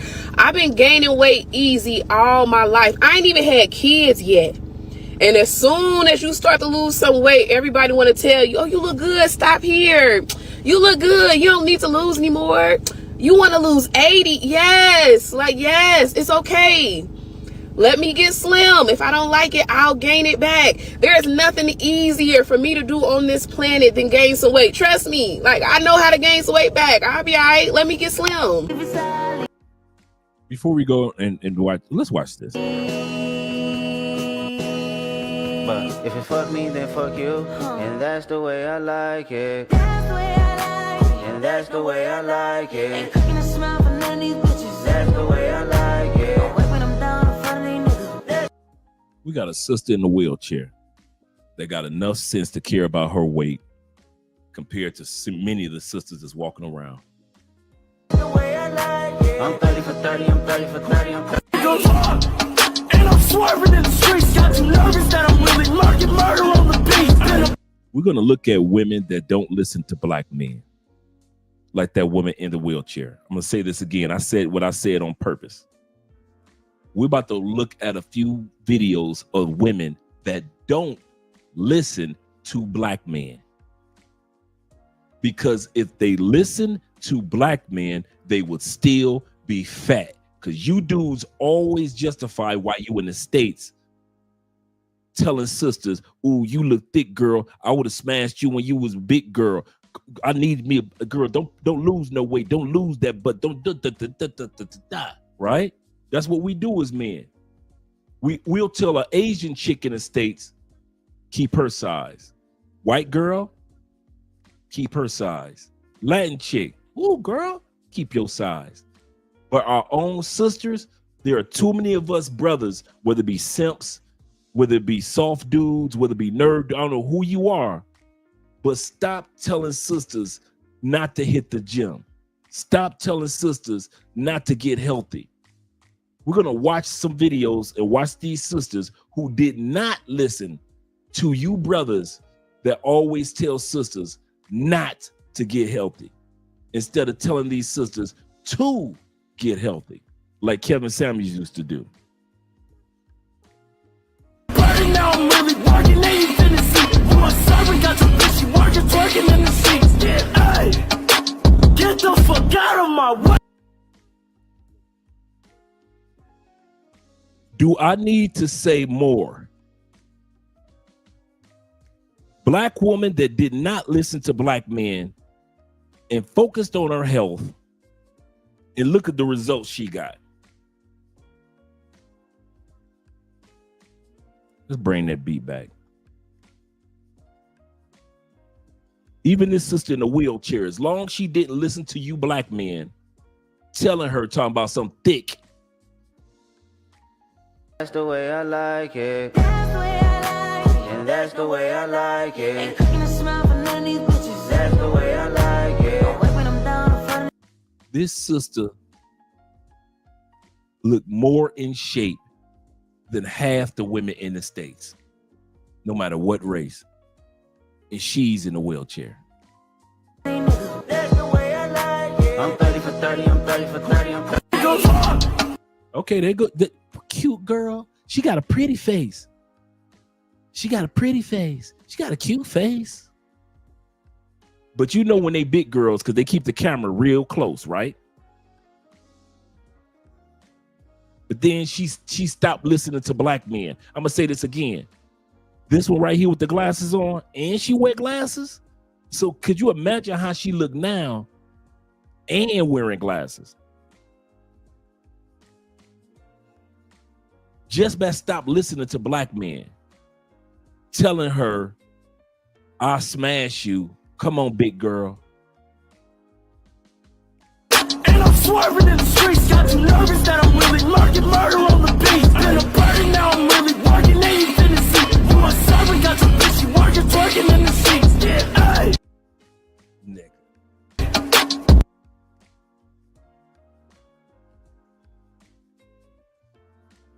As long as she ain't listening to black men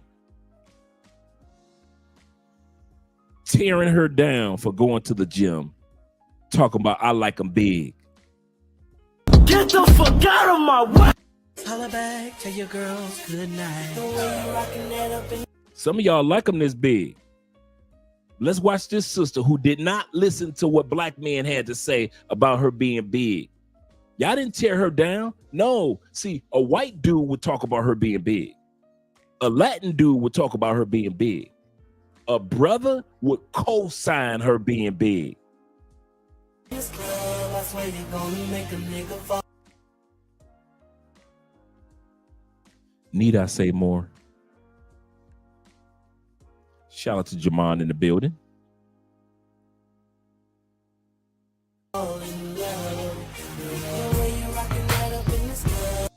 Let's bring that beat back. Come on, y'all. I want y'all to let this sink in, not just with Lil Mama right here. Look how big she was, bruh. Look how big she was. And y'all will be cuddled. Y'all be looking like the number 10 with her. Walking through the mall, you slim, you fit, you healthy as a man, but you will walk through the mall with her as a big girl.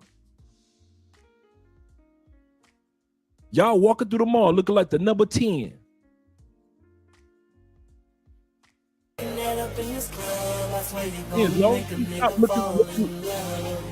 As long as she stopped listening to a lot of you simp brothers out here that's trying to keep these sisters fat and keeping these sisters unhealthy, as long as they stop listening to y'all. See, us other men, we don't tell these women to get fat. We let them know, like Kevin Samuels did. Sisters, get to a gym, get healthy, get yourself up to par, take care of yourself, then I know you can take care of a family. But if you can't take care of yourself, sister, I know you can't take care of a family. But it's too many of us black men that justify fatness more than black women do. We co-sign. We're the only group of men that co-sign big chicks. And they don't gotta lose weight. They could be fat as on Instagram. You look at her. Fine in a month right now. Fine in a month right now. Sometimes as black man, we in certain topics, we need to shut the heck up and let women do what they need to do, bruh.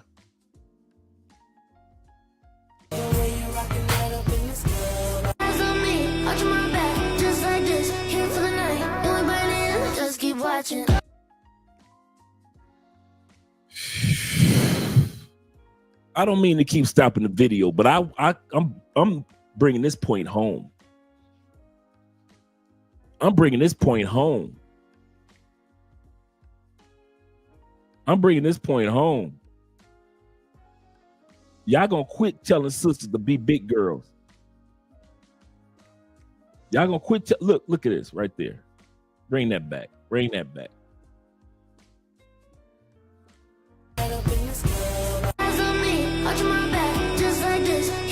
Some of y'all would love that woman to be that size for the rest of her life. That's y'all favorite side chick. This right here, these women I've been showing y'all right here, the before photos, who is that? That's February 13th and February 15th. Because you ain't gonna never take her around nobody on February 14th on Valentine's Day. When she looking like this, come on, guys. We be co-signing this stuff, bro. And I mean this. Oh, y'all thought I was gonna come on here and just talk about the ladies' accountability. We as black men in our own community, we got to start taking accountability for how we talk to our sisters too. Yes, the sisters are accountable for getting in the gym, getting their diet together. I'm with you. I got you on that. But we as black men, there are too many of us, not all of us, but too many of us, not all of us, but too many of us black men co-sign the February 13th chick. The chick that we can smash the day before Thanksgiving or the day before Valentine's Day or the day after Valentine's Day, February 15th. See, right now, you looking at the chick, she's looking like January 2nd, January 3rd chick. This ain't your New Year's Eve date. In the black community, we always want that fat chick on the side that we can keep her self-esteem down, that she's so out of shape that not too many dudes gonna want her. She just happy that she got somebody that want to smash that coochie. And we will put our sisters down if they dare want to get healthy and go to the gym. Dave says, Necro says this, Andre, all due respect, it's the plantation brothers that actually care about their weight. Us brothers are concerned with bringing peace. And I agree with that. I agree with that 100%. And that's why I say it's not all of us, but it's too many of us. Not all of us, not even most of us. But you and I, come on, brothers, we all know a bunch of dudes that co-sign big chicks. If only they had a big chick as your side piece. As long as she looking like this, there are black men in the United States that love them because you ain't got no confidence to be with a hot chick. I'm gonna say that for real. There are too many black men in our community that got confidence to be with these women when they are hot and sexy and attractive. And just like Kevin Samuel said, when they get themselves on track mentally, spiritually, there's too many of us brothers, man, that don't want our sisters to be healthy. Let's be real with it. Let's be real with it. But then we'll go to another country and we wish a fat chick in Brazil would walk up on us. A fat chick in Europe will walk up on us. I wish she would. We don't even want a fat chick in Colombia to glance at you.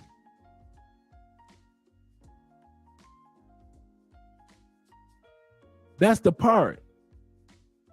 That's the part. Y'all want to keep, like I said, not all of us, not most of us, but it's too many black men that justify and co-sign fat positivity in our community and keep our sisters unhealthy and have 2 kids. And then we laugh because we can get a passport and find love in another country. But these sisters, while they still big, we know they can't get no passport and find love in another country.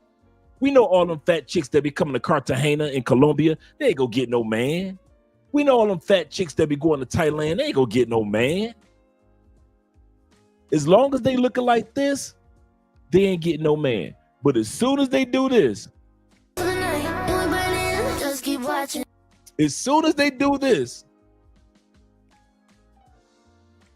all of a sudden we ain't got no self-esteem. All of a sudden we scared to walk up and talk to them. All of a sudden we feel like we got to spend a bunch of money on them. All of a sudden, come on, let's be real.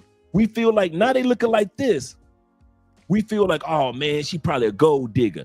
Oh man, she probably want to use a brother. Oh man, she probably think that she You start to have all these negative thoughts. That's the same chick from February 13th. Now you want to treat her like February 14th. Now you want to hang out with her on Valentine's Day. Now you want to see her on New Year's Day. Now you want to see her on Christmas Eve. But when she was a big girl, we the only community that co-signed big chicks so we can use them. I'm going to say that again, and I want that to sink in for real. We are the only community of men on the planet that co-sign big girls so we can use big girls. Can we be honest? Not all of us, not most of us, but there are too many of us black men that co-sign big chicks, especially cute big chicks, so we can use them and toss them to the side until we need them again. Some of y'all, like I used to be, all you gotta need is 1 or 2 cute, sexy chicks that you consider thick in your phone. Ain't nobody gonna ever see you with her. You ain't gonna never take her on no date. You ain't gonna never meet her kids. The only time you ever come around is when the kids over their grandmama's house. You will never celebrate a holiday with her, ever. And for you dudes that love big chicks, like I want to marry me a big chick, a lot of you dudes do it because you ain't got the confidence to be with a chick that's not big. So you call yourself a chubby chaser, but in reality, you just a dude that got low self-esteem. So you think if I get with a big chick, I ain't got to worry about somebody hurting my heart. I got a partner like that. I got a partner like that, straight up, true story. He got mad at me one day when I told him, I said, man, I ain't never seen you with nothing fine. Boy, he was hot. He's a successful brother, own car paid off, own his own home, been in his career forever, success, got the looks, he stay fit, he exercises. One of them brothers got low percent body fat just naturally, no matter what they eat. He got hurt in his early 20s by a hot chick, by a sexy, fine, hot chick. He never got over it. And all he do was smash big chicks. And I asked him after, I had to apologize for insulting my boy. I said, my bad, bro. I said, but I ain't never see you with nothing sexy. I say, all you have is big chicks, out of shape, unattractive, not even cute in the face, big chicks. And I had to ask him one day, why? And that's when he told me the story about when he got hurt by a hot chick. He ain't the only brother that's like that. It's a lot of you brothers out there that smash big chicks in the name of safety. In the name of you less likely to get hurt. She less likely to cheat on you because don't nobody really want her big like that. So only in our community do we have a slew of men, black men, that put down black women that try to lose weight, don't lose too much, don't get too thin. We always trying to justify it. But deep down inside, the reason why you don't want her to become Slim Goody Miss Sexy, because you can't date her while she looking like this. You scared to walk up on her in the mall while she looking like this. You feel like you got to spend a bunch of money while she looking like this.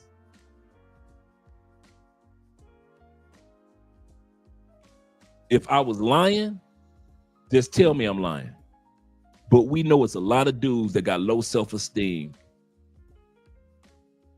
and will never date a chick as long as she looking like this. So some of y'all boycott y'all woman going to the gym. Some of us boycott our sisters going to the gym. You ever wonder why so many sisters don't go to the gym?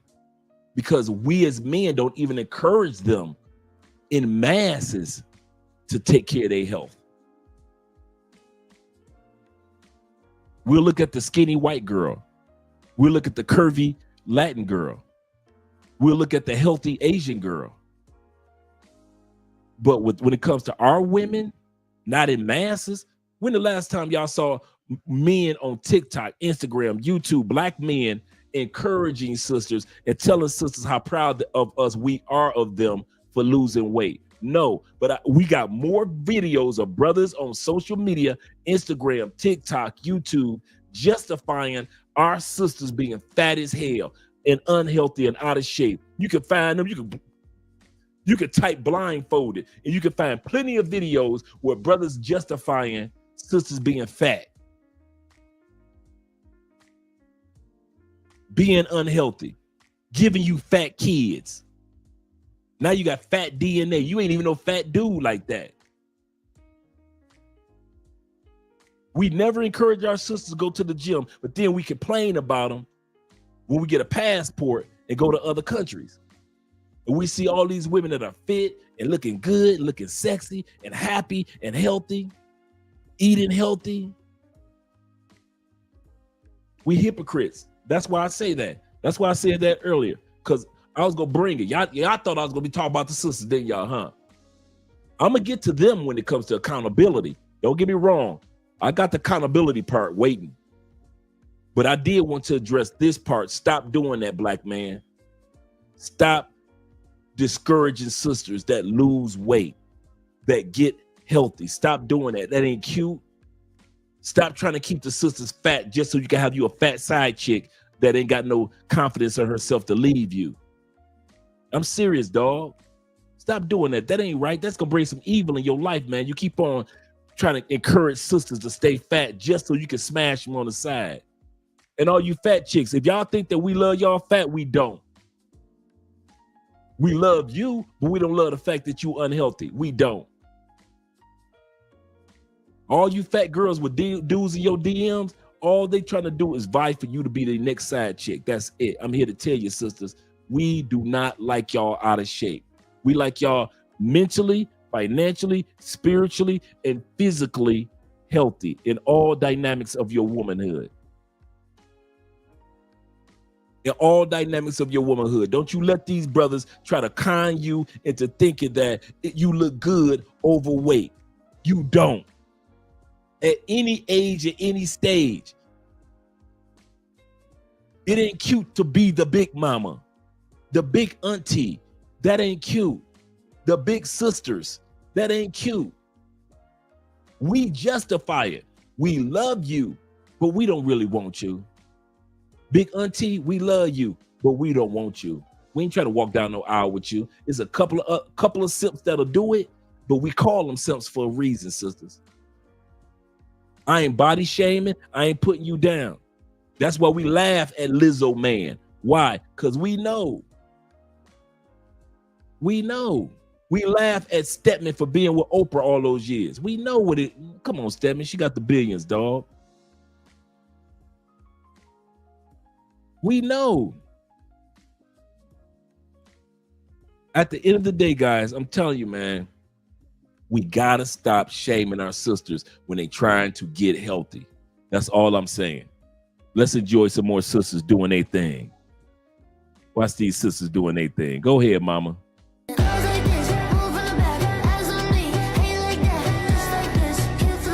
Now, it's a bad bitch's favorite day of the week, leg day. Let's get into it. Let me show y'all how I used to look. Boom. let me show y'all how she used to look. I want y'all to let that photo sink in.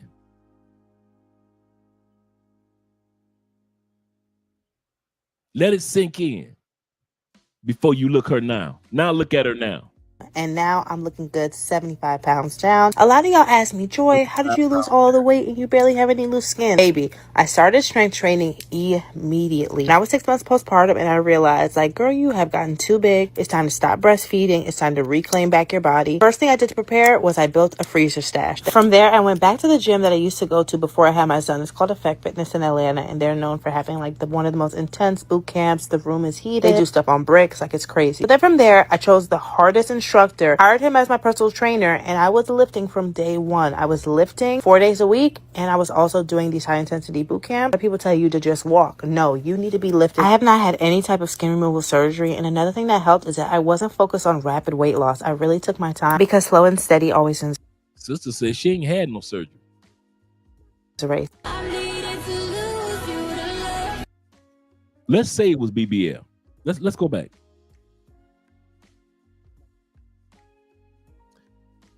Thing that helped is that I wasn't focused on rapid weight loss. I really took my time because slow and steady always wins a race. And I was lifting from day one. Let's say she BBL. She still got enough sense to stop listening to you black men and go to the gym even after she had a BBL. She had enough sense not to be like the sisters in the States that get the BBL, listen to some of you guys, not all, but some of you guys, and then they blow the fuck back up from listening to us. They listen to not taking accountability, yes, but they also listen to too many of us black men tell them, you need to put some weight back on. And so it's too many sisters that don't go to the gym after BBL. So let's say this was a BBL. At least she sat back and said, after I had my son, I'm back in the gym. And she taking care of the BBL. Most sisters get the BBL and they don't take accountability and they start listening to y'all and they put the weight back on. Man, y'all just don't know how many sisters have gotten messed up listening to you brothers, man. I'm serious. Like I said, we'll get to the accountability part with sisters, but let's sit down. Not all of us brothers, not most of us brothers. I ain't talking to all of us. I ain't talking to most of us. But there are too many black men in our community that justify co-signing sisters in our community being overweight. So if she did get a BBL, at least the sister got enough sense to work on it. Because if y'all ever wonder how y'all Colombian, Venezuelan, Brazilian chicks that be getting BBL, how they stay so fine, they do the same thing. In South America, these chicks get it done too, but they stay in the gym. They ain't blowing back up. They stay in the gym if they blew up. And you know, I'm gonna tell you something that I knew. Do you know the number one times when women in South America get BBLs? After they've had the baby. If you ever wonder T-Mac can attest to this, most of the time, women in South America, like, after I had these couple kids, I'm gonna get my body right and I'm gonna get back in the gym. So they'll have the kids, get the BBL, and get right into the gym. Do not pass go. That's how they do it in South America. In this young lady's case, if she did it, so be it. But at least she's taking care of it. And she ain't got no man in her life tearing her down, talking about something. No, you trying to look too fine for them Negroes out there. No, you got to stay away from the gym, girl. She ain't got one of them dudes.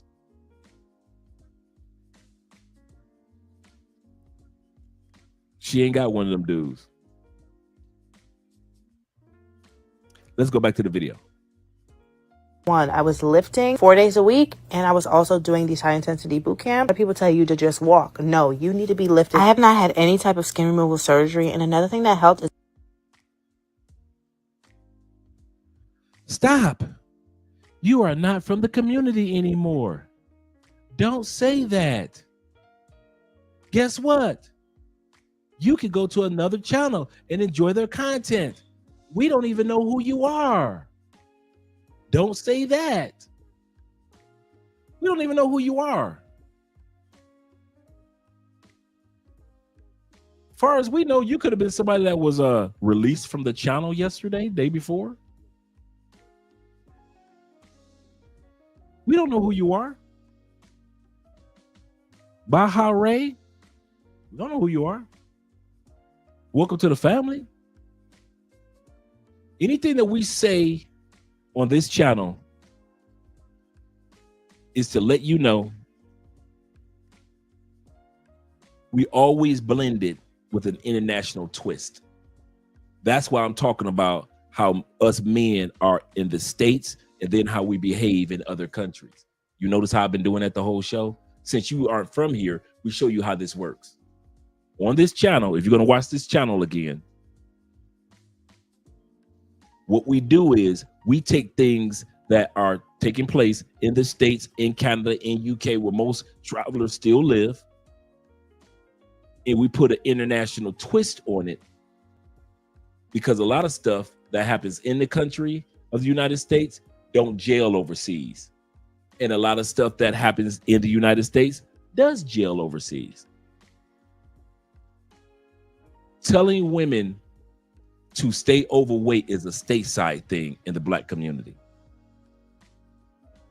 That's a stateside thing, because we as Black men, we don't do that to other women in other countries when we travel. Now, to tell me that I'm not part of the Black community anymore in the United States, bruh, you know how many years I've been saying that? I'm a globalist. I'm an earthling. I'm a Black man of the global Black community. You think you hurt my feelings by saying I'm not a part of the Black community? I'm not a plantation bro anymore. I have to put away my picket sign and my bullhorn, and I can't fight for the Black plight of the racism that's taking place in the United States. You think that hurt my feelings? Bruh.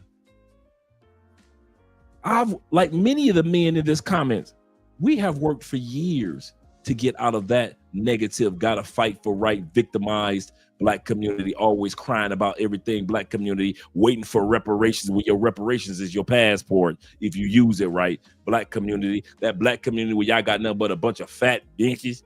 Black community, all that crying and whining because y'all worried about Black women spending all your money. Black community, unhealthy food. Black community, kids deleting each other. Black community, you think that we hurt that we ain't in that trash, that mess no more? Hey, sexy boo. Do you really think that we hurting? Man, one of the best things that you just said was a compliment. You thought that was a brother. Did you really think that was a put down telling Andre, I am no longer a part of the American Black community? Do you think my damn gives a damn? Man, you picked the word. I could tell you ain't been here, bro. Welcome to the family. This is Andre and Andre's Love Crossing Borders. And when I left the United States, I already knew that whatever y'all got going on over the last 9 years since I've been gone, y'all let that happen. I ain't got nothing to do with that. Trump is your president. I ain't got nothing to do with that. Your Congress ain't got no power. I ain't got nothing to do with that. The judicial system has all the way to the Supreme Court, has no power. I ain't got nothing to do with that. Your Black kids running rampant. You got Black boys running around in dresses now, but yet they still deleting each other. I ain't got nothing to do with that. Your Black women asking you for a Venmo and asking you to fly them out. You absolutely correct. I ain't got nothing to do with that. You think my feelings hurt? I'm hurt because I'm not part of the Black community and they don't see me as a Black man anymore. I don't give a damn.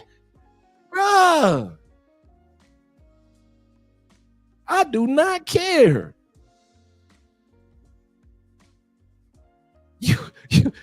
I suggest that you don't put any more comments in the comment section. Just sit back and enjoy your first episode being here with Andre and Andre's Love Crossing Borders. Because A, don't nobody know who you are. And B, bruh, if you really knew who I was, you wouldn't have made that stupid statement. Stop. You're not from the community anymore. I don't give a damn.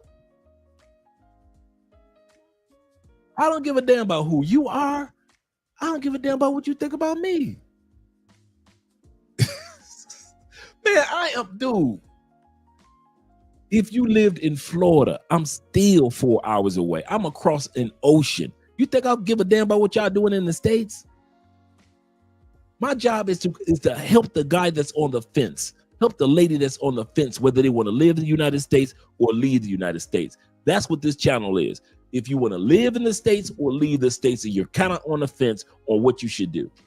That's what this channel is about. I don't give a dang about you. If you ever notice, we really don't talk about U.S. politics that much. Like when they did the bombs a couple of days ago, we talked about that, but I don't care. Dude, let's put it like this before I continue on. I'm sorry, guys. Before I continue on, blah blah blah blah blah blah Ray, because that's all you're doing is blah blah. Check it. If tomorrow morning the Black community got reparations, everybody got 100,000, I could care less. And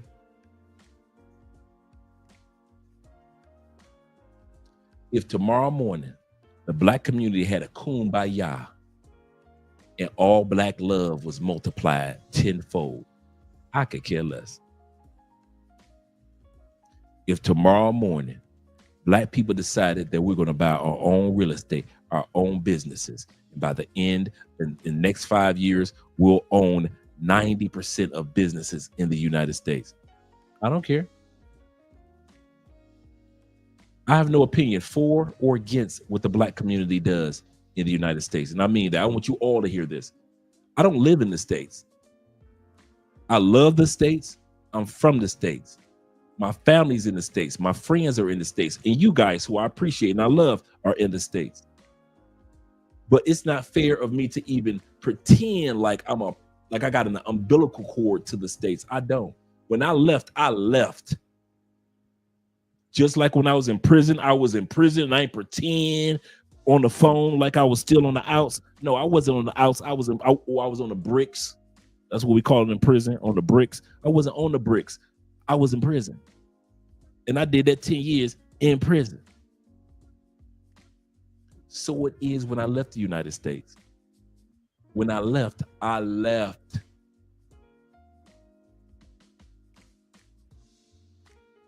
If it wasn't for, let's put it like this. If it wasn't for business benefits, the currency benefits, and family and friends, I could easily see myself giving up citizenship. If it wasn't for the currency, business opportunities, family, friends, I could easily give it up.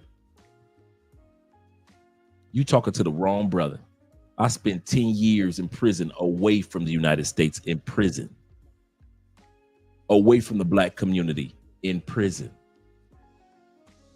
So just imagine me being free, how easy it is for me to live my own life if I spend 10 years away from the black community. So all that whining and crying you doing, you need to take that to another channel, dude, because ain't nobody listening to you. They ain't. Especially on this channel. You went to another channel that care about what's going on in the black community. Go to Umar, go to Tariq Nasheed, go to all those other channels. Dude, this ain't the channel. You picked the wrong channel. I am an expat. I am a black expat. I will always be a black man from the United States my whole life. That's just a given. I'm an American my whole life. And then it's the funny part. You want to know something, blah, blah, Ray? Most people in most countries that I go to don't even be looking at my color. They be looking at there's an American. Most countries I go to, they don't be looking like, look at that black man over there.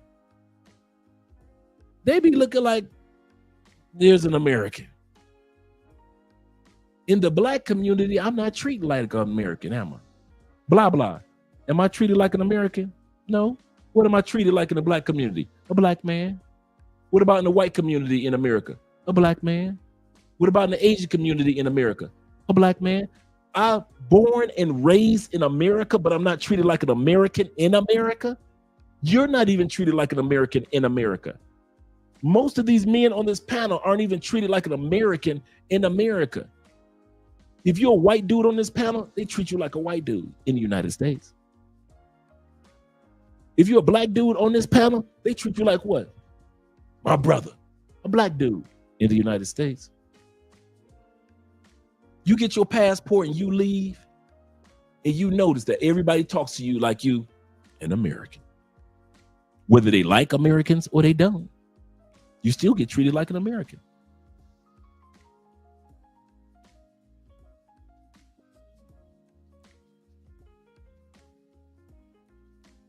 But hey, we love you, blah, blah, Ray. And that's your name from now on. You might want to change your YouTube name because that's your name when you come on here. It's going to be blah, blah, Ray. Let us get back to enjoying the ladies as they are doing their transformation. That's his name, man. This is blah, blah, Ray. That's his name from now on. Blah, blah, Ray. Introducing to Love Crossing Borders, our new brother. Welcome to the barbershop, blah, blah, Ray. Let's get back to the video, gentlemen. I wasn't focused on rapid weight loss. I really took my time because slow and steady always wins a race. And look how big the sister is, and look how much the sister lost. Oh, yes. Here we go. Big girl, another big girl, camera close.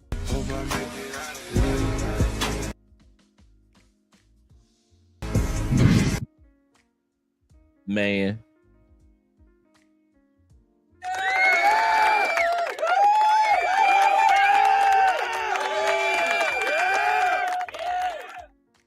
I couldn't have said it better, Sean.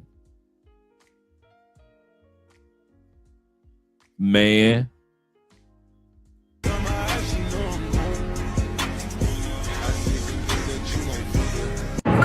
Y'all gotta be careful losing weight around black people. I'm telling you, you fuck around and start just losing weight out the blue. You either gonna be on that shit or you got that shit. That's it. Ain't no in between. You got to explain to black people why you just done start losing weight. You gonna have to put up a whole video with the time and date, letting people know you finna start losing weight. So they'll know when you start losing it, oh, you remember she put up that video? Yeah. You got to. White people ain't like that. When they see their family members and friends losing weight, oh my gosh, you look so amazing. Whatever you're doing, you keep doing it. Not us. Shit. I don't know what the fuck you doing, but you need to damn stop. No congratulations, no you look good, no nothing. Be like, God, I'm eating fruits and vegetables. That's it. Fruits and vegetables. Whew.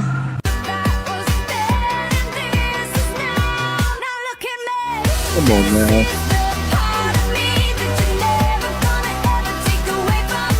First place you're gonna lose weight gonna be your face.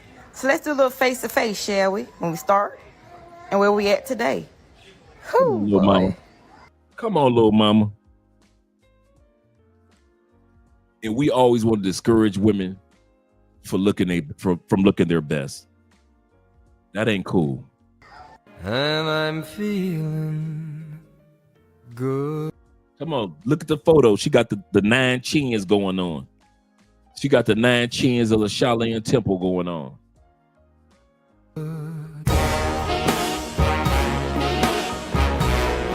I'm feeling good.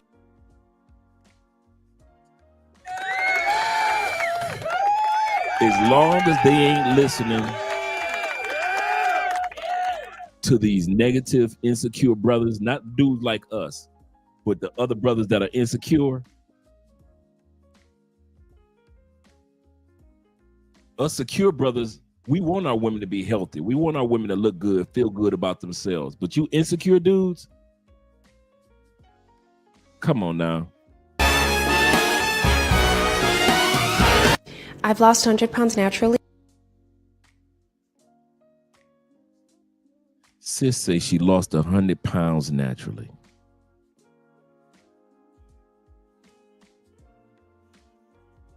When she was a big girl, 50 of you brothers would have hollered at her when she was 100 pounds over.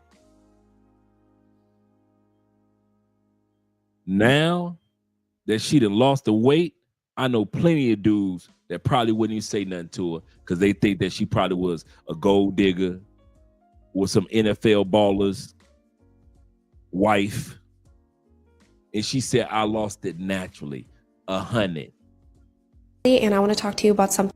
Come on now. Come on now.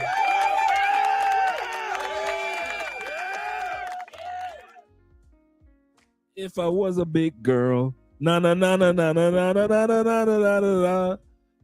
eat all the Twinkies in the world.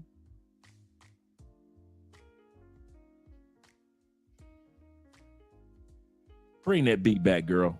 Thing that I wish I knew prior to my own weight loss journey, and that is you must want your results more than you want to breathe. Every day there's going to be a new challenge, there's going to be a new sacrifice, there's going to be something that you will have to give in order to get your results. I'm not celebrating your weight loss. Bitch, I wanted to fuck you when you was fat. And that's the problem with our community. I want to smash you when you was fat. One thing I will never understand is why when you are gaining weight, people will say nothing. People will be completely silent. And then the minute you start losing weight, there is so much commentary. Now, I'm not saying that we are not willing participants in our weight gain, but sometimes we are the last one. Well, all the time, at least for me, I'm the last one to see it. Like, I really don't even notice it until I'm like, oh.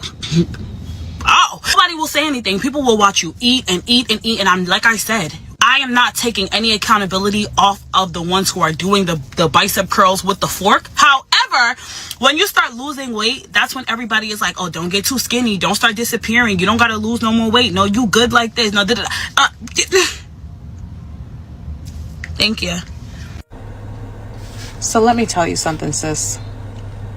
Lose the weight. Lose the weight. Ignore what your man says, because half the time they about that BS. Yeah, they about that BS. Because little story time. I was at Walmart today grabbing some groceries, and you know how people like to walk around on their phone with their headset in, talking all loud and stuff. And I'm looking for something in a specific aisle, and this guy's talking, I guess, to his friend about what he's trying to get into tonight. And somehow his lady comes up and he's like, nah, I'm not really worried about her, you know, I'm gonna go holler at this little shorty over there.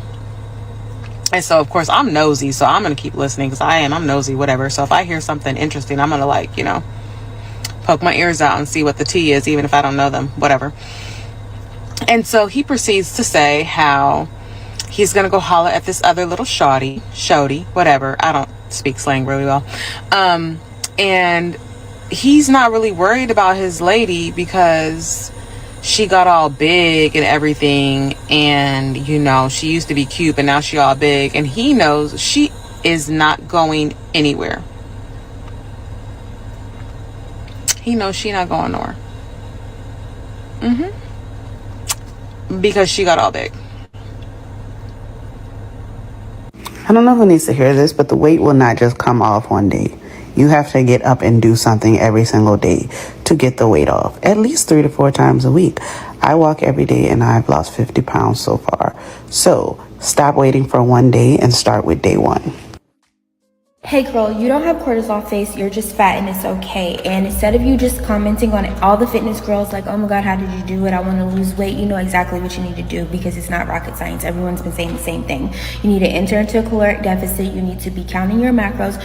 You need to be eating cleaner, and you need to be working out and moving your body.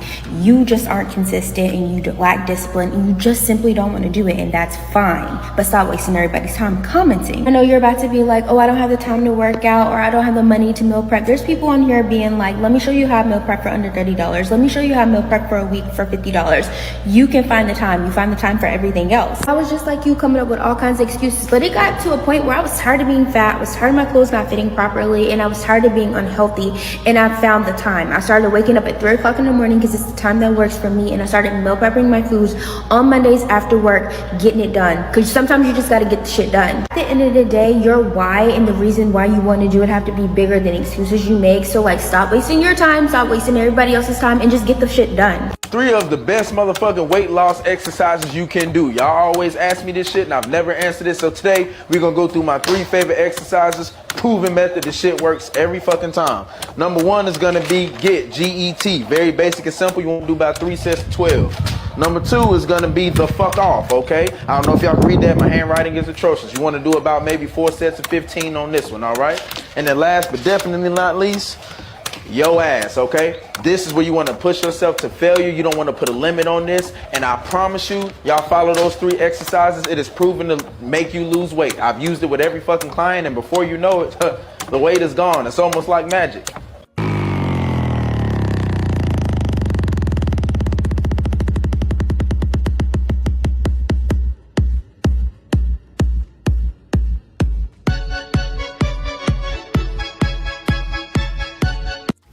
This is my body transformation. I went from a size 17 to a size 3. I am over 110 pounds down. I will be sharing the things that I do on a daily basis that helps me keep the weight off and staying consistent with my process. I said, you don't need no beat, you better hype your bestie up. You don't need no beat, you better hype your bestie up. They said the first place you see weight loss is in your face, and you look younger. Let's see.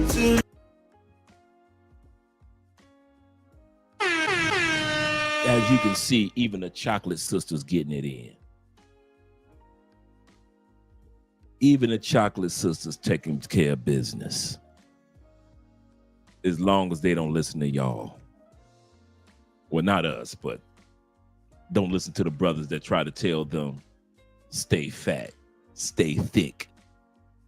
I know some thick chicks that ain't healthy at all, ain't got no muscle tone, no nothing, ain't got no fitness looking like. I know some thick chicks that look like if they have one. Dude, is it just me? Is it just me? Have we all seen the thick sister that's fine than a mother? But we all know she one baby away from being Bertha. I had a coworker like that.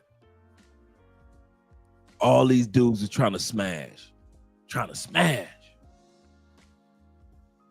And I was telling him, I say, dog, she ain't got no kids. I say, but I bet 500 she have one kid. If she glance at pregnancy, she gonna blow up.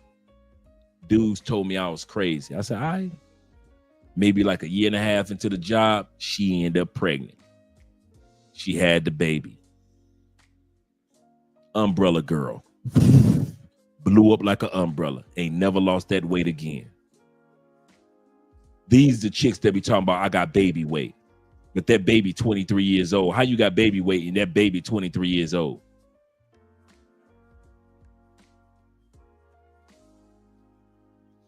Y'all dudes be trying to convince chicks that they thick and they ain't thick. They not healthy. I'm going to say that again. Some dudes sit back trying to convince chicks that they thick. One baby away from being fat as can be. Y'all never tell them chicks that's thick because the legs and the butt look good. So you be like, that's good enough for me. And y'all be drooling over these chicks. When all these chicks got to do is get their butt in the gym, lose an extra maybe 20 pounds. And so when they do have a baby, okay, let's put it like this. Let's put it like this. Here in Colombia, since we already know statistically, 70%, you can look it up, since if you think I'm crazy, 70% of black women in the United States are considered overweight / obese, right? Did you know, I don't know how about other countries, but did you know if you are too overweight in Colombia, you cannot get medical insurance coverage? I'm talking about no company will cover you if you fat as hell. Most of the women that we've seen in this video, the before part, could not get medical insurance in Colombia.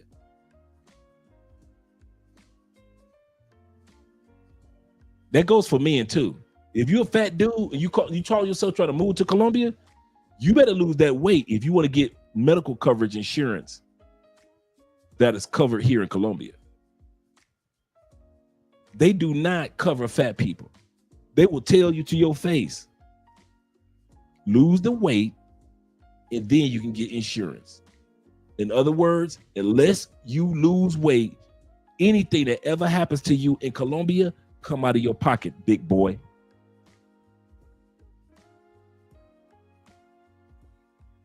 Most of the women in the United States could not even get medical insurance coverage, even if they had $5 billion in their bank account. You still couldn't get medical insurance coverage in Colombia if you're a fat chick. That's another reason why y'all don't see that many fat Colombians walking around here. A few, but not that many. Why? Because you can't get medical coverage if you're a fat girl.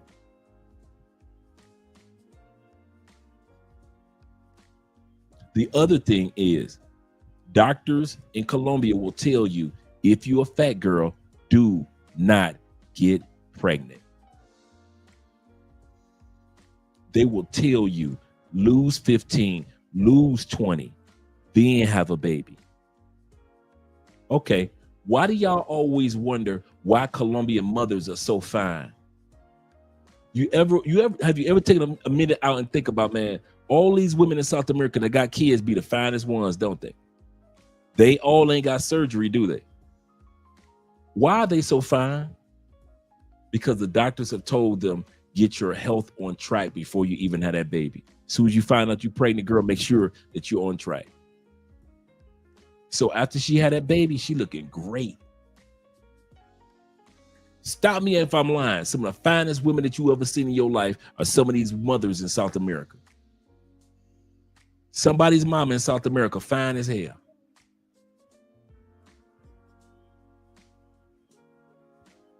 That's what our point is. Only in the United States is it justified. Only in the States is it justified that an individual could co-sign in our black community. Oh, my bad. Your black community co-signing for sisters to be fat. But then if these sisters travel, they can't even get medical insurance if they want to live here in Colombia. And I bet you Colombia is not the only country in the world that monitors health in obesity or being overweight. That's how serious it is. Let's go back to the video. And as you can see right now, the sisters are telling other sisters, you got to take accountability. Necro says, he said, I thought that they just cared about their teeth and physical appearance. No, it's the insurance too, brother. That's true. But they care about those things because a woman can't get covered. In Colombia, I don't know. Like I said, I don't know about other countries, but this one, if you a big girl, you can't get covered. No company is going to cover you. It comes along with too many medical issues that the insurance. See, in the United States, they'll cover anybody, right? It's just how we do. Canada, I think so too.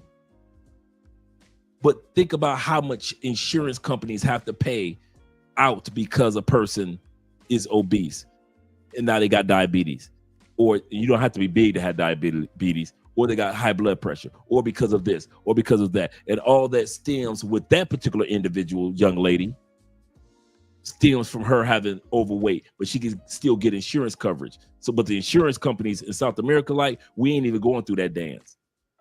The companies in Colombia, we ain't, I mean, none of them. You can't get insured with none of them. You can't come to Colombia and talk about something. I'm a big dude or I'm a big chick and I'm gonna get insured. Not here. No, they don't play that. You cannot be a big boy. Now, you can purchase international health insurance from a company that sells to international people. But here in Colombia, if you just want to get regular, everyday Colombia, for example, SURA. SURA is Colombia's Blue Cross Blue Shield. You can't get that. You or your big girl. They don't play that here. Colombia does not, their insurance companies do not play wasting their time on you and your health issues. And they do not play when it comes to a woman having a child and being unhealthy. That's why you ain't gonna see a bunch of fat chicks walking around Colombia pregnant.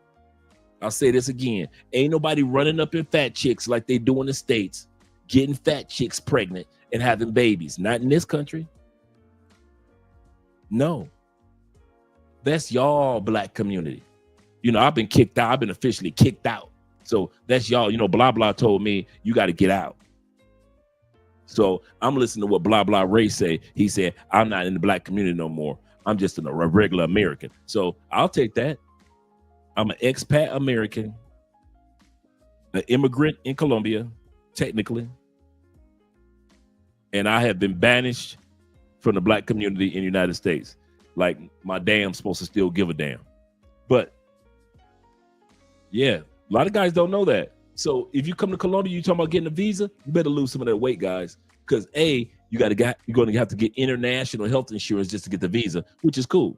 But once you get the visa, and if you want to get any Colombian insurance, like regular everyday insurance, after you've got your Colombian visa, you've been here a couple years, you got to lose that weight, big man. Because as long as you big, they will not cover you, bruh.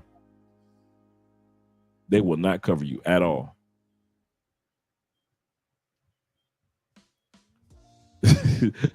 Shout out to my man, Sean. Sean say, I'm an Afro-Latino. Shout out to our Afro-Latino brothers. Let's go back to the video.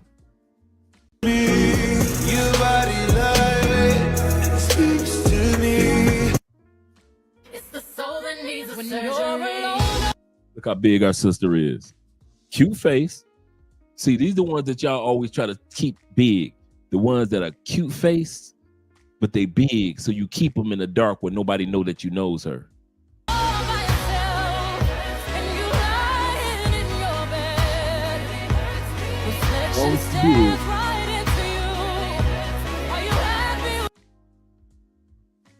Come on now.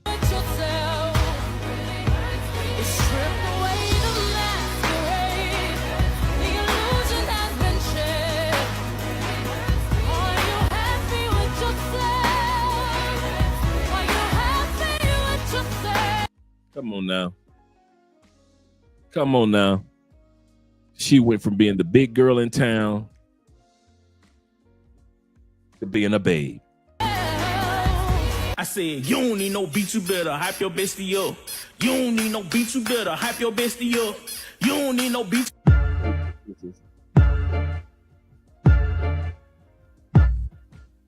There you go. They start calling me fat. Come on, even the big police officers in the States. I'm like, all right, that's kind of funny. I am fat, a little chubby. Then they start calling me a fat bitch. I said, Come on now, officer, Mrs. Officer. She stopped listening to the black community and listening to herself and listening to her body tell her, girl, you overweight. And she threw that weight off.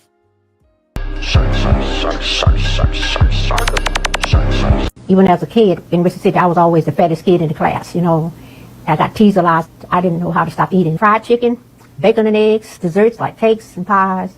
For 86-year-old Jessica Slaughter, food choices have changed a lot since she was picked on by her classmates. Salads, veggies, oranges, peppers, celery. That's one of the healthiest refrigerators I've ever seen. 86 years old, lost 120 pounds in her 70s. No excuses. Shout out to my man Necro. He says this: they could be fine as F when they slim up in life. Oh, in gym life, baby. Yes, sir. Yes, sir. Shout out to you with the $2 love. Absolutely correct.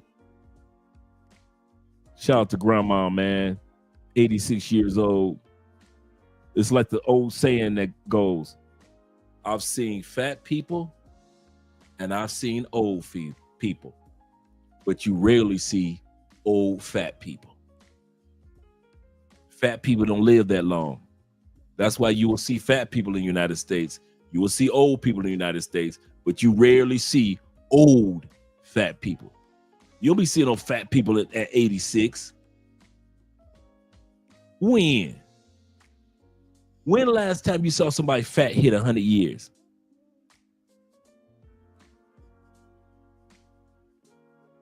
When the last time you see male or female fat hit their 90s?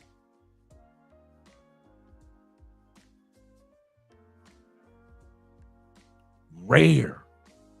I don't think I ever seen somebody that was fat hit their 90s. It's rare to see a fat person hit their 80s. Everybody talk about the big mama. You know, we miss big mama. Big mama died at 56. Big mama died. Come on, let's be real. Big mama died at 63. Big mama died when she was 67 years old. Big mamas don't be lasting till they're 90. Ain't no big mamas out there. Dude, ain't no old granddaddies that's in their 90s fat. When the last time you walked into a nursing home, and even though men only make up 30% of all nursing homes, but when the last time you saw a fat dude in their 90s? That happens like every blue moon. You see a fat dude make it past 70.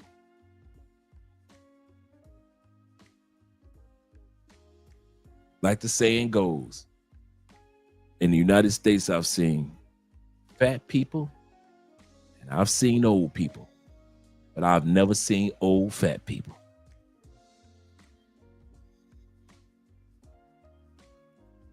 A magazine article shows the before and after, how she began transforming her body and her lifestyle to lose 120 pounds when she was in her 70s. Losing weight is hard, being overweight is hard. Jessica chose the first hard over the second. Yes, I chose losing weight over staying fat, yeah. I just didn't want to just die like that. So what size were you wearing when you were at your largest? 22, I wear size 22, dress size 22. And it was getting tight. And now you are what? Today I wear a 4. She wears a 4. So now I say goodbye to the old me. It's already gone. She done went from big back to the muscular.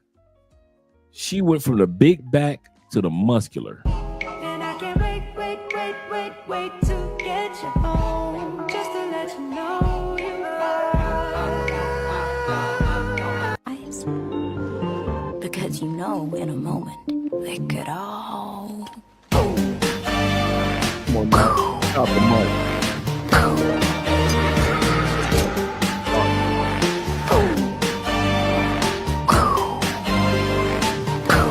Maybe we'll meet at a bar. He'll try the funky. Maybe we'll meet at a bar. He'll try the funky. Look, it's just me versus me. And best believe I'm coming out on top every time.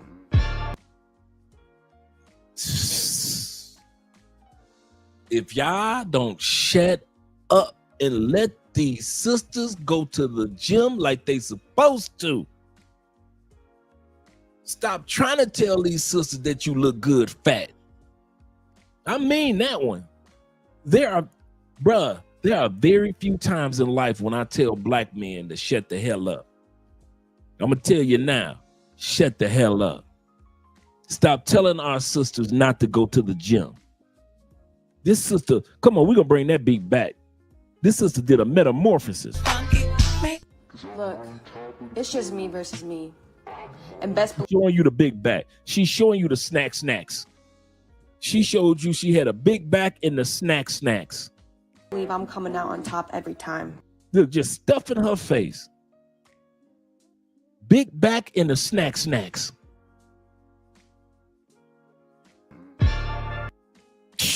Mother. Black men, stop telling these sisters to stay out the gym because you insecure. If you are a dude that is dating a big girl, tell your big girl I support you going to the gym. Girl, we're going to go to the gym. Some of y'all got some big girls right now that y'all should be signing up for memberships together today. Today. You and that big girl that you with in the States. Some of you dudes got you a big girl laying next to you right now. But you flying into Colombia for the fine, right? You going to Brazil and Thailand for the fine. You going to South Africa for the fine, right? When you could have the best of both worlds if you just go ahead, pay for your membership and your girl's membership, and y'all start going to the gym this Sunday. You go visit the gym tomorrow, sign your memberships, get her a trainer, female trainer, preferably. And then you got by the end of the year, you can have somebody fine in the States and somebody fine in another country. But no, you rather keep your girl in the States fat and unhealthy, but then fly out to another country for the fine chicks. Y'all some hypocrites, bruh. We are hypocrites. Stop telling black women, black men, do me a favor. If you want a black man that try to keep sisters talking about, I liked you when you was thick, shut up. Shut up. Let them sisters go ahead and lose that weight, man. Kevin Samuels told them for 2-3 years, lose the weight. But y'all constantly still trying to tell these sisters to keep the weight on because you got a cute face and you can fuck her on December 26th. You ain't got to smash on the 25th because you with your real chick on the 25th. But on the 25th, on the 26th, you smash your big girl. So you doing it out of insecurity and convenience. Stop doing that, bruh. Seriously. I'm going to harp on this all night long. Stop trying to convince black women to lose weight, dude. I mean, to keep weight. That's not cool. Shout out to my man Big Cap in the building. This sister put a hurting on that weight, didn't she? She put every female that I have been showing y'all went from big back to baddie. Big back to baddie. Big back to baddie. She showed you her big back. She showed you her stuff in her face. Now she's showing you ain't no surgery nowhere.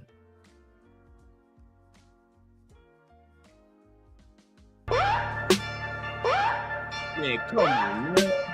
Come on, girl. They ain't ready for this. Now she ready to travel. Now she ready to travel. Somebody will scoop that one up in another country. Bet that gets scooped up. Bet you them Italian boys will scoop that up. Them German boys, them local Colombian dudes will scoop that up. I bet you them brothers in Africa will scoop that up.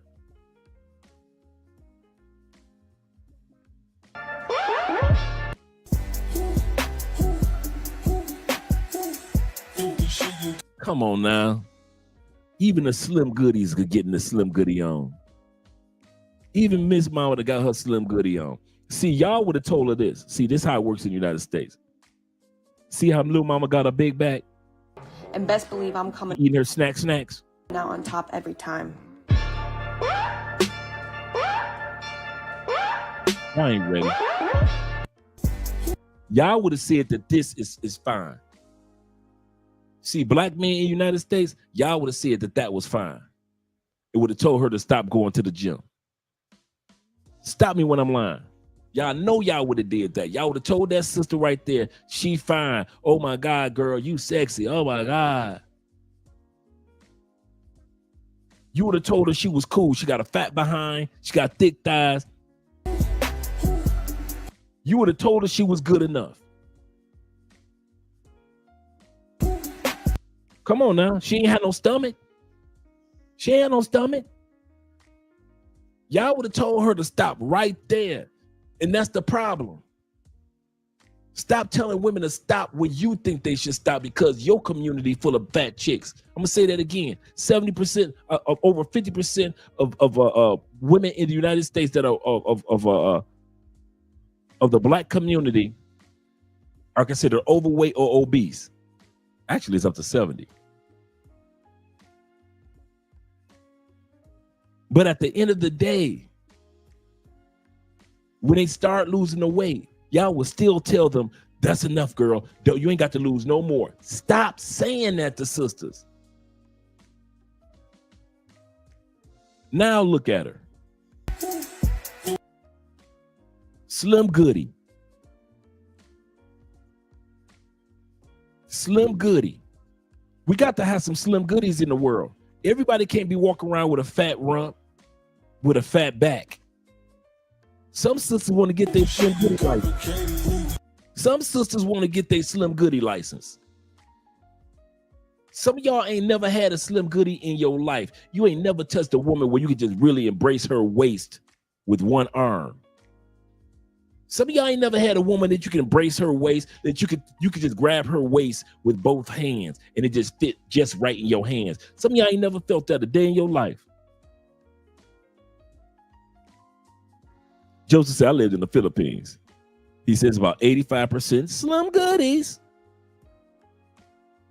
Some starting to get fat though. I wonder who they've been hanging around. 5'3", still fun size to me. Absolutely correct.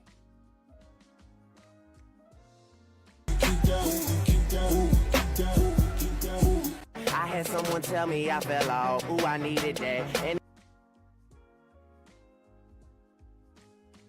she took care of business with them abs. they want to see me pick back up. Well, where'd I leave it at? Okay, here she go. Come on. See, y'all love when they big. Y'all put a ring on it when they big. I do what I want.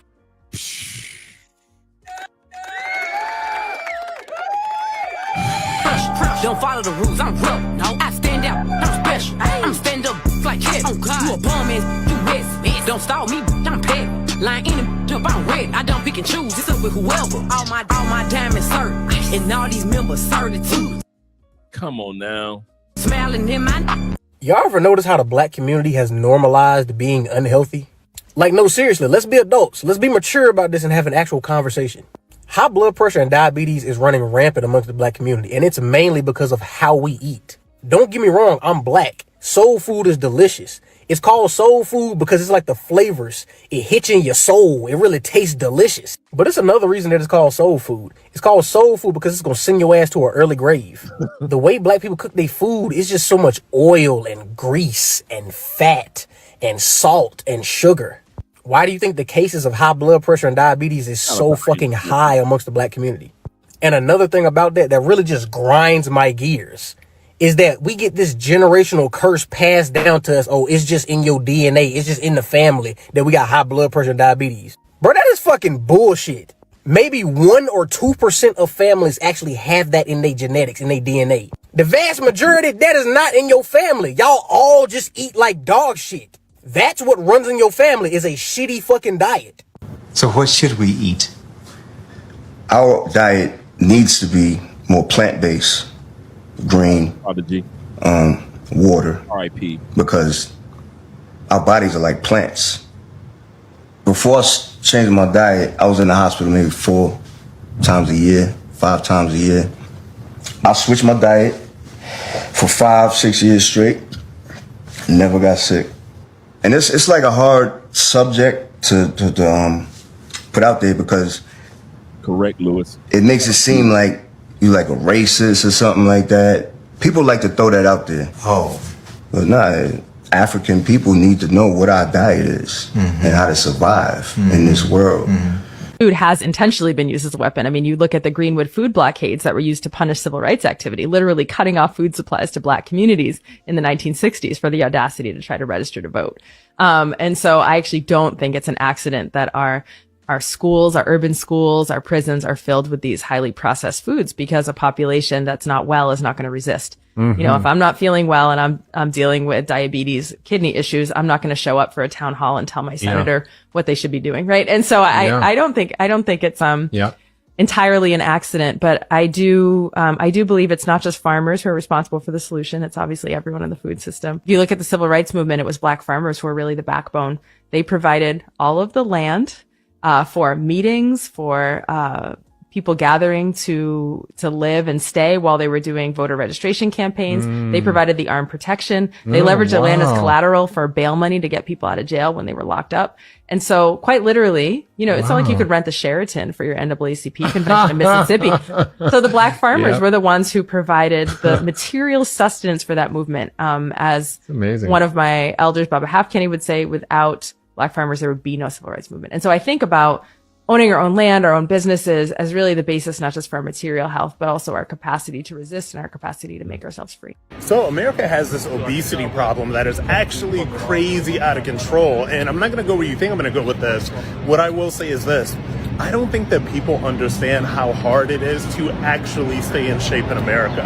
People do not understand that if you don't want to be even 10, 15, 20 pounds overweight, let alone the people that are walking around 50, 60, 80, 100 pounds overweight, you literally have to watch every single thing that you eat here. And the reason that you have to watch every single thing you eat here is because there are so many toxins in our foods. There are so many additives. There are literally so many things in our average meal that we eat as Americans that are making us fat, that most people don't know the difference. And most people literally do not have the discipline that it takes to negotiate these kinds of choices. Did you know that diet culture is rooted in racism? Here she go. She said, did you know diet culture is rooted in racism? Before we go any further with the sister, to hear what she has to say, I got something I want to share with you gentlemen real quick. I'm going to be dropping the link to our Rumble page. I want you guys to subscribe to Rumble. Why? Because every Saturday evening, we have movie nights over on Rumble. let's take a look at our Rumble movies that we looked at thus far. And we got some great movies scheduled for tomorrow night. So we've already looked at last week was The Last Dragon and House Party. And for those that didn't get a chance to see the second part of The Last Dragon, we actually did another one. Also, we did Shaft and Rumble in the Bronx with Jackie Chan. That was cool. We got a chance to see Richie Mack, not only in House Party. Shout out to Richie Mack in House Party. We also got a chance to see Richie Mack in Hollywood Shuffle. I was talking to Richie Mack right after that, too. We also got a chance to see The Five Deadly Venom and Cooley High. We also watched Superfly already. We got a chance to enjoy that. We got a chance to see Pam Grier and Coffee and Dolomite. 3 the Hard Way. We got a chance to watch Bruce Lee Enter the Dragon. Shout out to Uptown Saturday Night and Truck Turner. We got a chance to enjoy that. We got a chance to see Car Wash and Let's Do It Again. And we started all off with the 36 Chambers of Shaolin and the Mac. So make sure that you guys click the link. Shout out to my man Chaos Rain. Make sure that you guys click the link so you guys get a chance to enjoy. Bring your drinks, bring your popcorn. We're going to be watching a couple movies tomorrow. Tomorrow's one of them is going to be Penitentiary. And then I got another karate movie coming for us. We're going to wait on the hip hop movies. We're going to have a hip hop movie on Saturday night where we're going to be watching Crush Groove and Beat Street. That's going to be in a couple of weeks. Crush Groove and Beat Street will be the next couple of weeks. But tomorrow we're going to be watching the karate movie and we're going to be watching Penitentiary for all you old schools. We're going to be enjoying Penitentiary. Shout out to all you guys. Shout out to Bobby Coltrane of the Coltrane family in the building. Shout out to you. So we're going to be watching Penitentiary.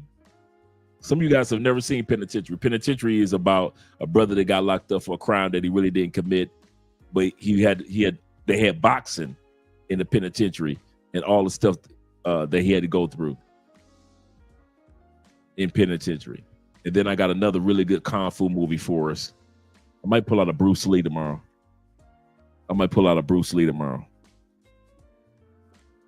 Shout out to you guys.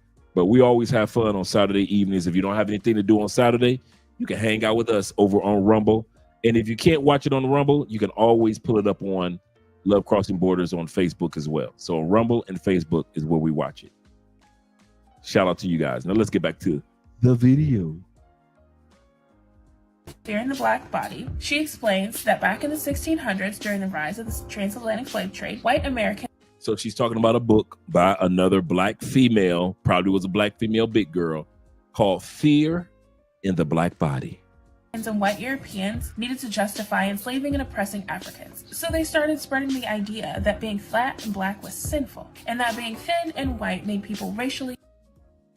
So to justify enslavement, they only not used a person being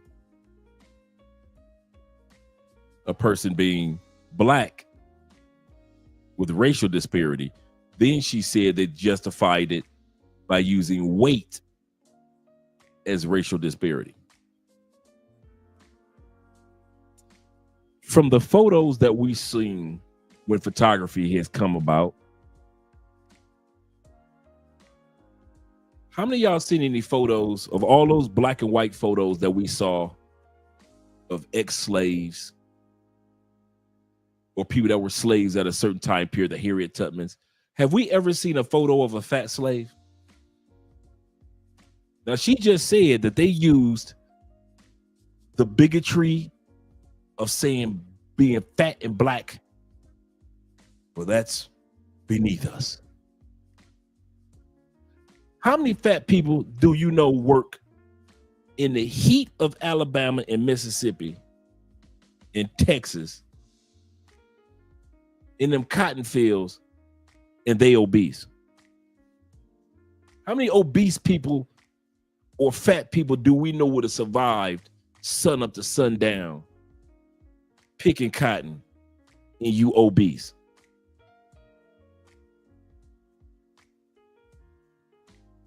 I have never seen, out of all the photos that have been taken when photography first came about, I have never seen photos when they had them in groups, where they had them standing in front of their houses, where they had them photos of them as kids, where they had photos of them when they were old, where they had photos of them as ex-slaves. I have not seen a photo of a fat, obese person among black people during that time period. What is this woman talking about? She said that they use being fat as a form of bigotry. What? Nobody fat? What fat slaves?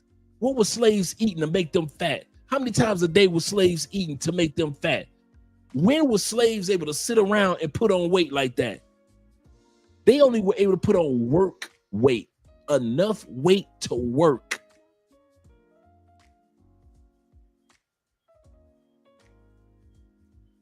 These women would say anything to justify the fact that they ain't taking their butt to a gym.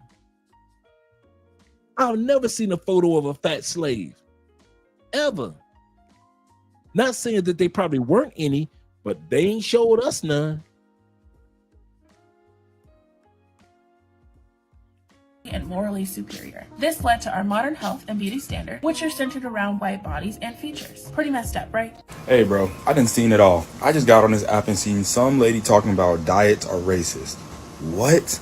I swear, people nowadays got every excuse for them not being able to lose weight, except for them putting down a cheeseburger, except for them putting down the fork. Like, bro, what are you talking about? And I ain't gonna tell y'all her skin color, but she pretty much talking about if y'all gave our opposite skin colored counterpart the same type of diet, they gonna lose weight more than us and faster than us because of we struggling to make ends meet. Like, yo, you just yapping. What does struggling to go grocery shopping have to do with you putting down the fork? If you want to bring that up, honestly, that should be more of a reason you losing weight. You can't buy as many groceries as somebody. You can't eat as much, but that still has nothing to do with, like, bro, what? Like, dude, if you're a person hypothetically eating 10 boxes of Krispy Kreme a day and you don't move, you're going to keep gaining weight. And then the next day you start a diet where instead of 10 boxes, you eating 5 boxes of Krispy Kreme a day. And you start exercising, you're going to lose weight. Simple. You ate less, moved more. Like, bro. You can't get access to good health care, good insurance. The research says that black women, when we do the same diet. You can't get access to good health care and good insurance. You can buy weave. That room is full of weave, full of braids. Come on, let's go back. That's a room full of weave, braids, eyelashes, fingernails done, toes done. I'm not putting down the sisters for doing that, but what I'm talking about is called priorities. You can't get access to good health care and good insurance in the United States. There is no law against you saving your money each month and getting better health insurance coverage. No law. No law. Now, mind you, I do understand how expensive medical is for everybody in the United States. That's everybody's gripe. You could go bankrupt in the United States no matter what race you are. That's everybody's gripe. One illness can cause you to have to file for bankruptcy in the United States. Yes, Lex, excuses all day. All day.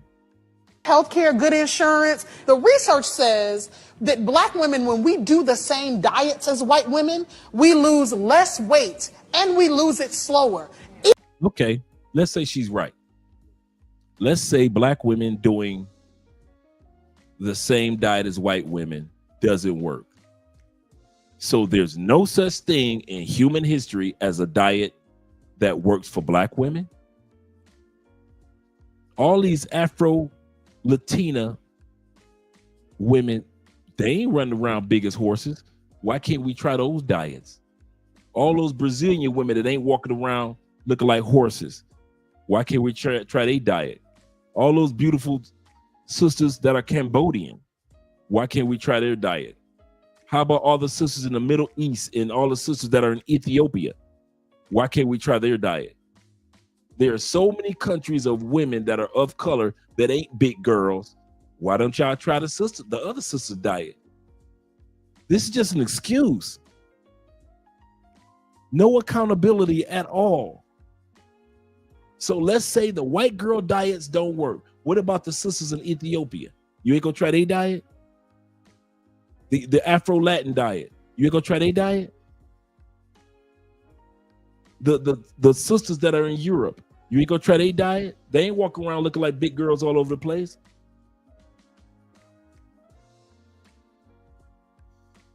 This is all about justifying. This has nothing to do with the fact that this is a room full of unhealthy sisters nodding their head, co-signing this situation. The funny part, the irony of it, is the slim sister that's sitting next to her as she says this. That's the part that for me has been the most hilarious part of this clip that's gone viral.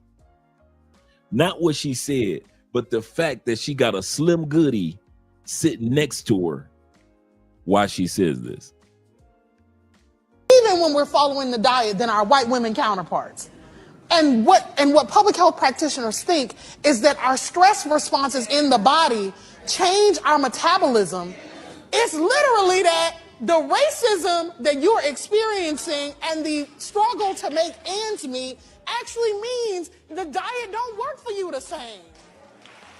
Why she say that to the you see who's quiet and ain't saying nothing? The sisters that are slim in the audience.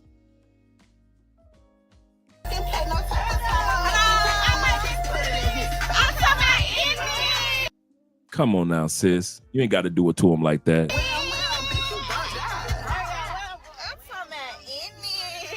She lost that weight and got a baby face. She lost that weight, got her body on track, and got a baby face in exchange. Don't get fat. Whatever you do in life, do not get fat. It's already enough things in life to worry about. Do not get fat.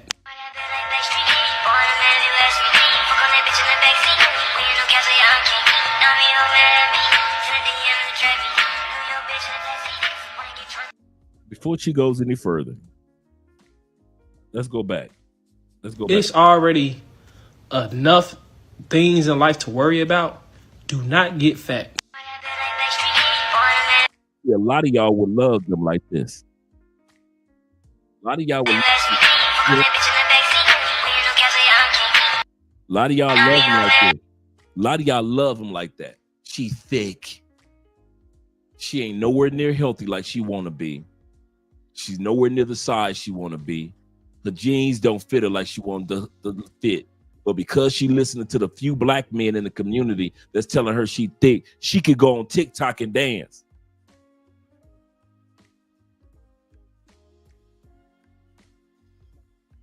Okay. You don't be seeing no chicks on those Colombian horses that big, do you? Whenever I show you the sisters in South America, it ain't hard to find sisters with decent bodies and decent looks.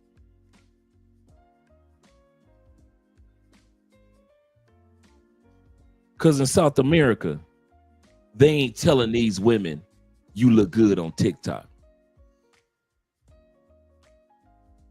Okay, let's look at one of our videos. Y'all think I'm playing. Let's look at one of our videos of the sisters in South America. Of the sisters in South America. See, American women can get away with being this size because y'all keep trying to tell them they thick. South American sisters can't get away with that. They can't get away with it. At all. Let's see which one we're going to use.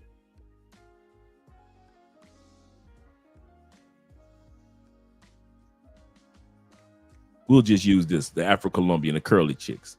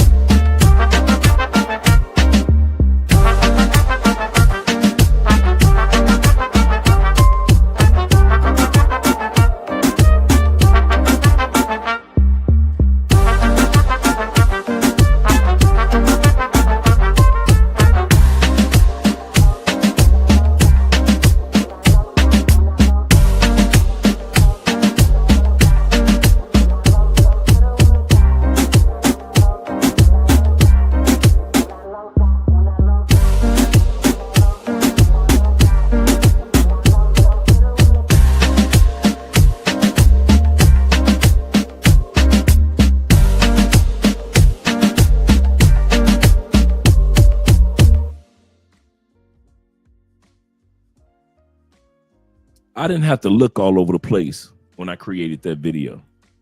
All I had to do was put in Afro-Colombian women. Because on they TikTok feed, ain't no what we consider thick chicks. In that whole video, you saw one cute, thick chick. That's it. But when you put the American black people, oh, ours got to be built like this. We think they look good. Once again, stop telling women to stop losing weight because you happy that they big girl or that they consider it big, like this right here. Now let's look at what she gonna look like.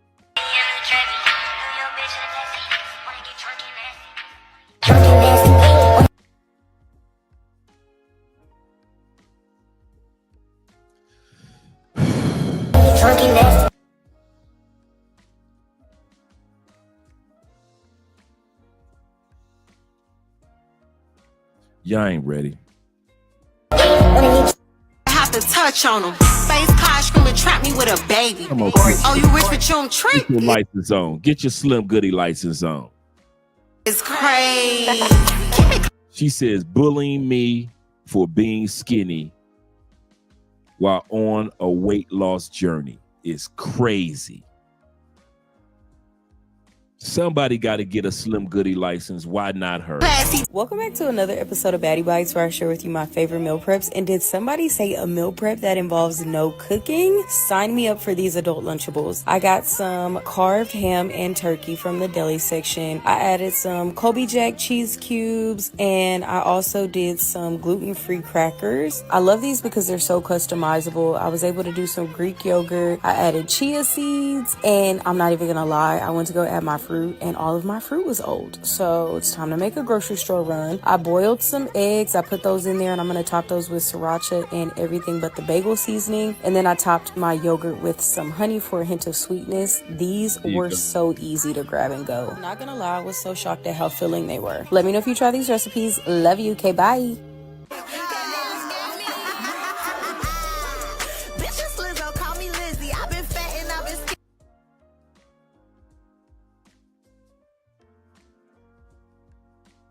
She got the little stomach tat. Green-eyed bandit. Green-eyed bandit lost 100 pounds. She said this trend is different when you actually lost over 100 pounds.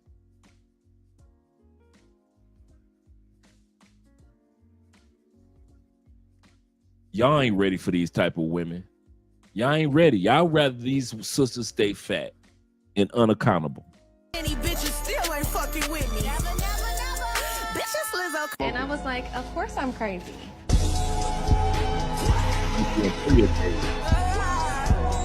Your mama doing good things. I've been fat and I've been skinny. Bitches still ain't fucking with me. Just see those sleigh bells tingling, ring, tingle, tingling too. Come on, it's lovely. Somebody got to get their Slim Goody license. Somebody got to get a Slim Goody license. Stop listening to these black men trying to convince y'all to stay fat. Somebody got to be the Slim Goodies. Go ahead, sister. Weather for a sleigh ride together with you. Outside the snow is falling and friends are calling you. Come on, it's lovely weather for a sleigh ride together with you. Loss apparently now being racist. Where do people get these ideas from? I did a bit of research on this. So apparently in colonial times, which I believe is the 1700s, when the transatlantic slave trade happened in America, obviously terrible thing. No one's sitting here condoning that. But what I will also say is, if you actually want to go down the rabbit hole about who created the transatlantic slave trade, is basically the war chiefs in African tribes rounded up their own people and then sold them to the Europeans. So hey. It wasn't just like people from England got off on boats and got their harpoons out and just like... Which is what a lot of people think. That's what they think. Yeah. That's not what happened. They sold their own people to the white elites. Anyways, weight loss being racist. Let's get back to that. Apparently that's the narrative, that the standard back then was that to be thin, to be white, to be European means you are beautiful. So anything separate to that is upholding this narrative that anything outside of that is racist, right? So you're racist if you pursue that. So people lump that together, which again is a terrible thing. Slave trade was a terrible thing, but to make that link between, so if white and thin was the standard, that means if I am a different race, let's say black or African American, and I'm overweight, that means I'm ugly. That means weight loss is racist. So how did you get from that to that? So you took a real thing, some real horrible crap from history, that was real, but in the modern world, to say anyone who wants to go after weight loss, I don't think this is happening in England, this is American, right? So that's a part of the African American community who are very ideologically captured by this sort of virtue signaling behavior. So it's like this weird side aspect of the body positivity movement, which is not just body positivity, it's African American body positivity, and it's demonizing anyone who chooses to lose weight. You are upholding traditional racist value. When you start to look at the diets of not only African American women, but African Americans in general, we by far have the worst diet, bar none. Like when you start to look at what we eat, it is always crunchy, which means fried. It is always salty. It is always sugary and creamy. And it is always processed, the vast majority of it. Nobody is making things from scratch anymore, real ingredients. So when you start to look at that diet that is mostly fried, mostly processed, lots of carbohydrates, lots of meat filled with hormones and antibiotics that affect the hormonal imbalance, the hormone balance in the body, you start to understand why that is literally a prescription for not only reproductive issues, but issues in general. So that's a huge part of it as well. We do the same diets as white women,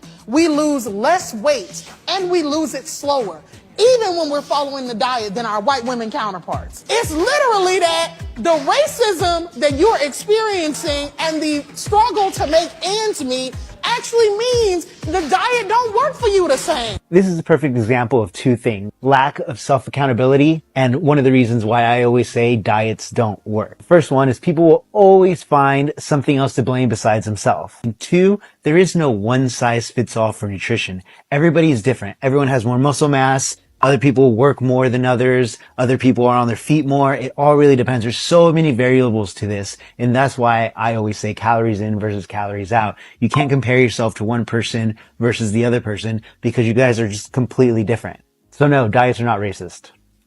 Thanks. You can't teach accountability. Men, if she's not taking any accountability from the jump, don't wipe that girl up. She's not going to start in 3 years, 5 years, 10 years from now. It's probably just going to get worse because you've enabled her to not be accountable. Right. That's work that should be done before you get into a relationship. Mm-hmm.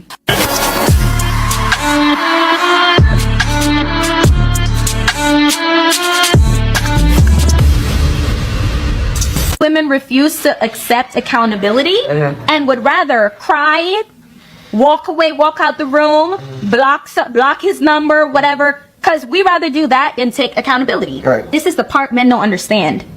Attention is attention. Attention is attention. So whether it's good attention, whether it's bad attention, as long as we are the center of it, it doesn't really matter. All of that emotional spiraling is because it gets us attention. Now y'all know she said that I didn't. Accountability. It's an amazing thing. At some point in your life, you got to come to terms and agreement with understanding that it cannot always be everybody else.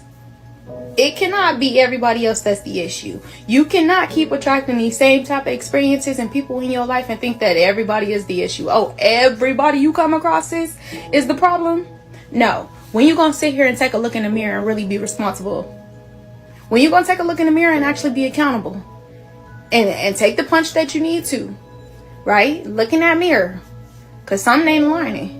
Maybe it's actually time for you to stop judging everybody else and start looking at yourself. Take a look in the mirror, because it says right here in Matthew chapter 7 verse 2, it says, do not judge or you too will be judged. It says, for in the same way you judge others, you will be judged, and with the measure you use, it will be measured unto you. I used to say silly things like, where are all the good men at?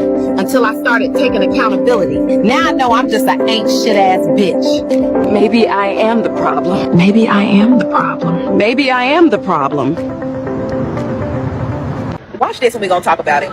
hate when people talk about black women being obese. I hate it. Because it becomes a way to blame us for a set of conditions that we didn't create. We are living in the Trump era. And look, those policies kill our people. And what public health practitioners think is that our stress responses in the body change our metabolism. It's literally that the racism that you're experiencing and the struggle to make ends meet actually means the diet don't work for you the same. Y'all gonna hate me for this one. When we gonna stop making excuses? Donald Trump made you fat. The stress of making ends meet made you fat, baby. It looks like you spend a lot on food. You're not struggling to eat at all. Talking about Donald Trump, racism made you fat. We gotta stop, bro.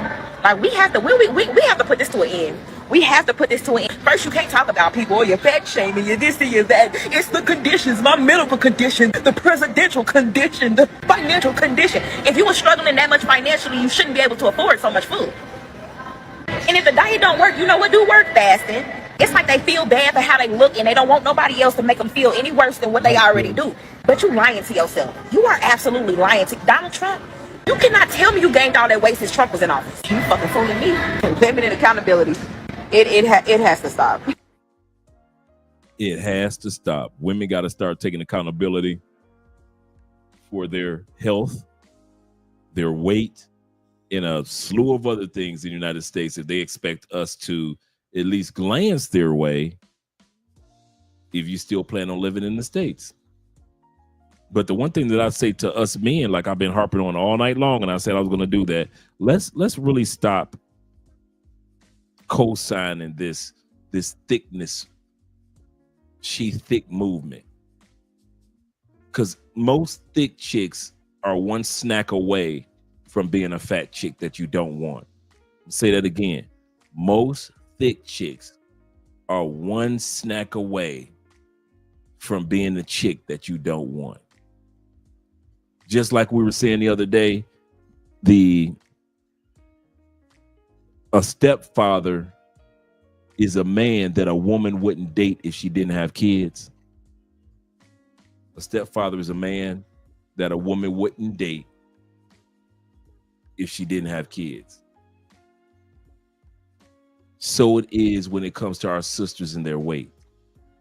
A lot of you guys know that these women are one snack away from being fat girls. So that's why you want to call them thick, instead of allowing them to focus on their health. We watched all night long and saw women go from one way and complete transformations to becoming baddies.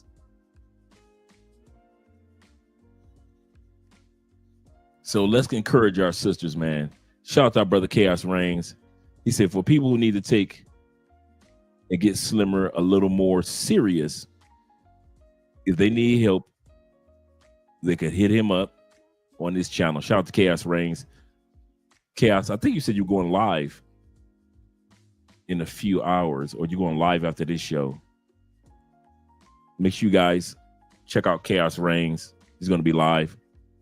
And I'm out of here. Tomorrow is movie night on Rumble, gentlemen. Rumble, Young Men Rumble. Let's watch some cowgirls. Let's get up out of here. Oh, we could watch some Afro-Colombian sisters first.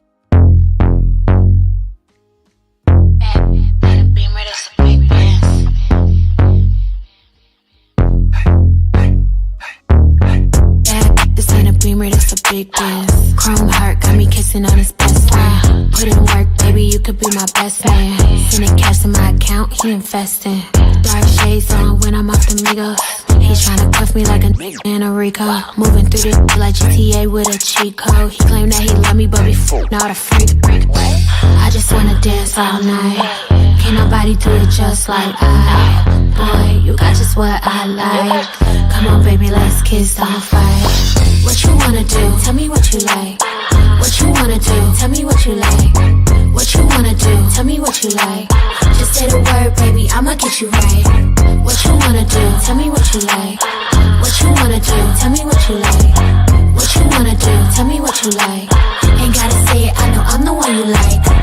Ooh, damn, tell the DJ turn the beat up. Got a white boy who be singing like a Beatle. Claim she getting bread, but I heard she doing keto. I don't do drugs. I'ma smoke a little weed up. I can chase a man for no paper. Just think it's sweet, I'ma show him now or later. I be getting money on the wake up. He a broke boy, tell that bitch get his cake up. Only with dope boys, they the ones who spinning paper, get your weight up. Total send an Addy and a stay up. She's out here mad, told him assalamu alaikum. Who that 5'5", she don't even need no makeup. What you wanna do? Tell me what you like. What you wanna do? Tell me what you like. What you wanna do? Tell me what you like. Just say the word, baby, I'ma get you right. What you wanna do? Tell me what you like. What you wanna do? Tell me what you like. What you wanna do? Tell me what you like. Ain't gotta say it, I know I'm the one you like.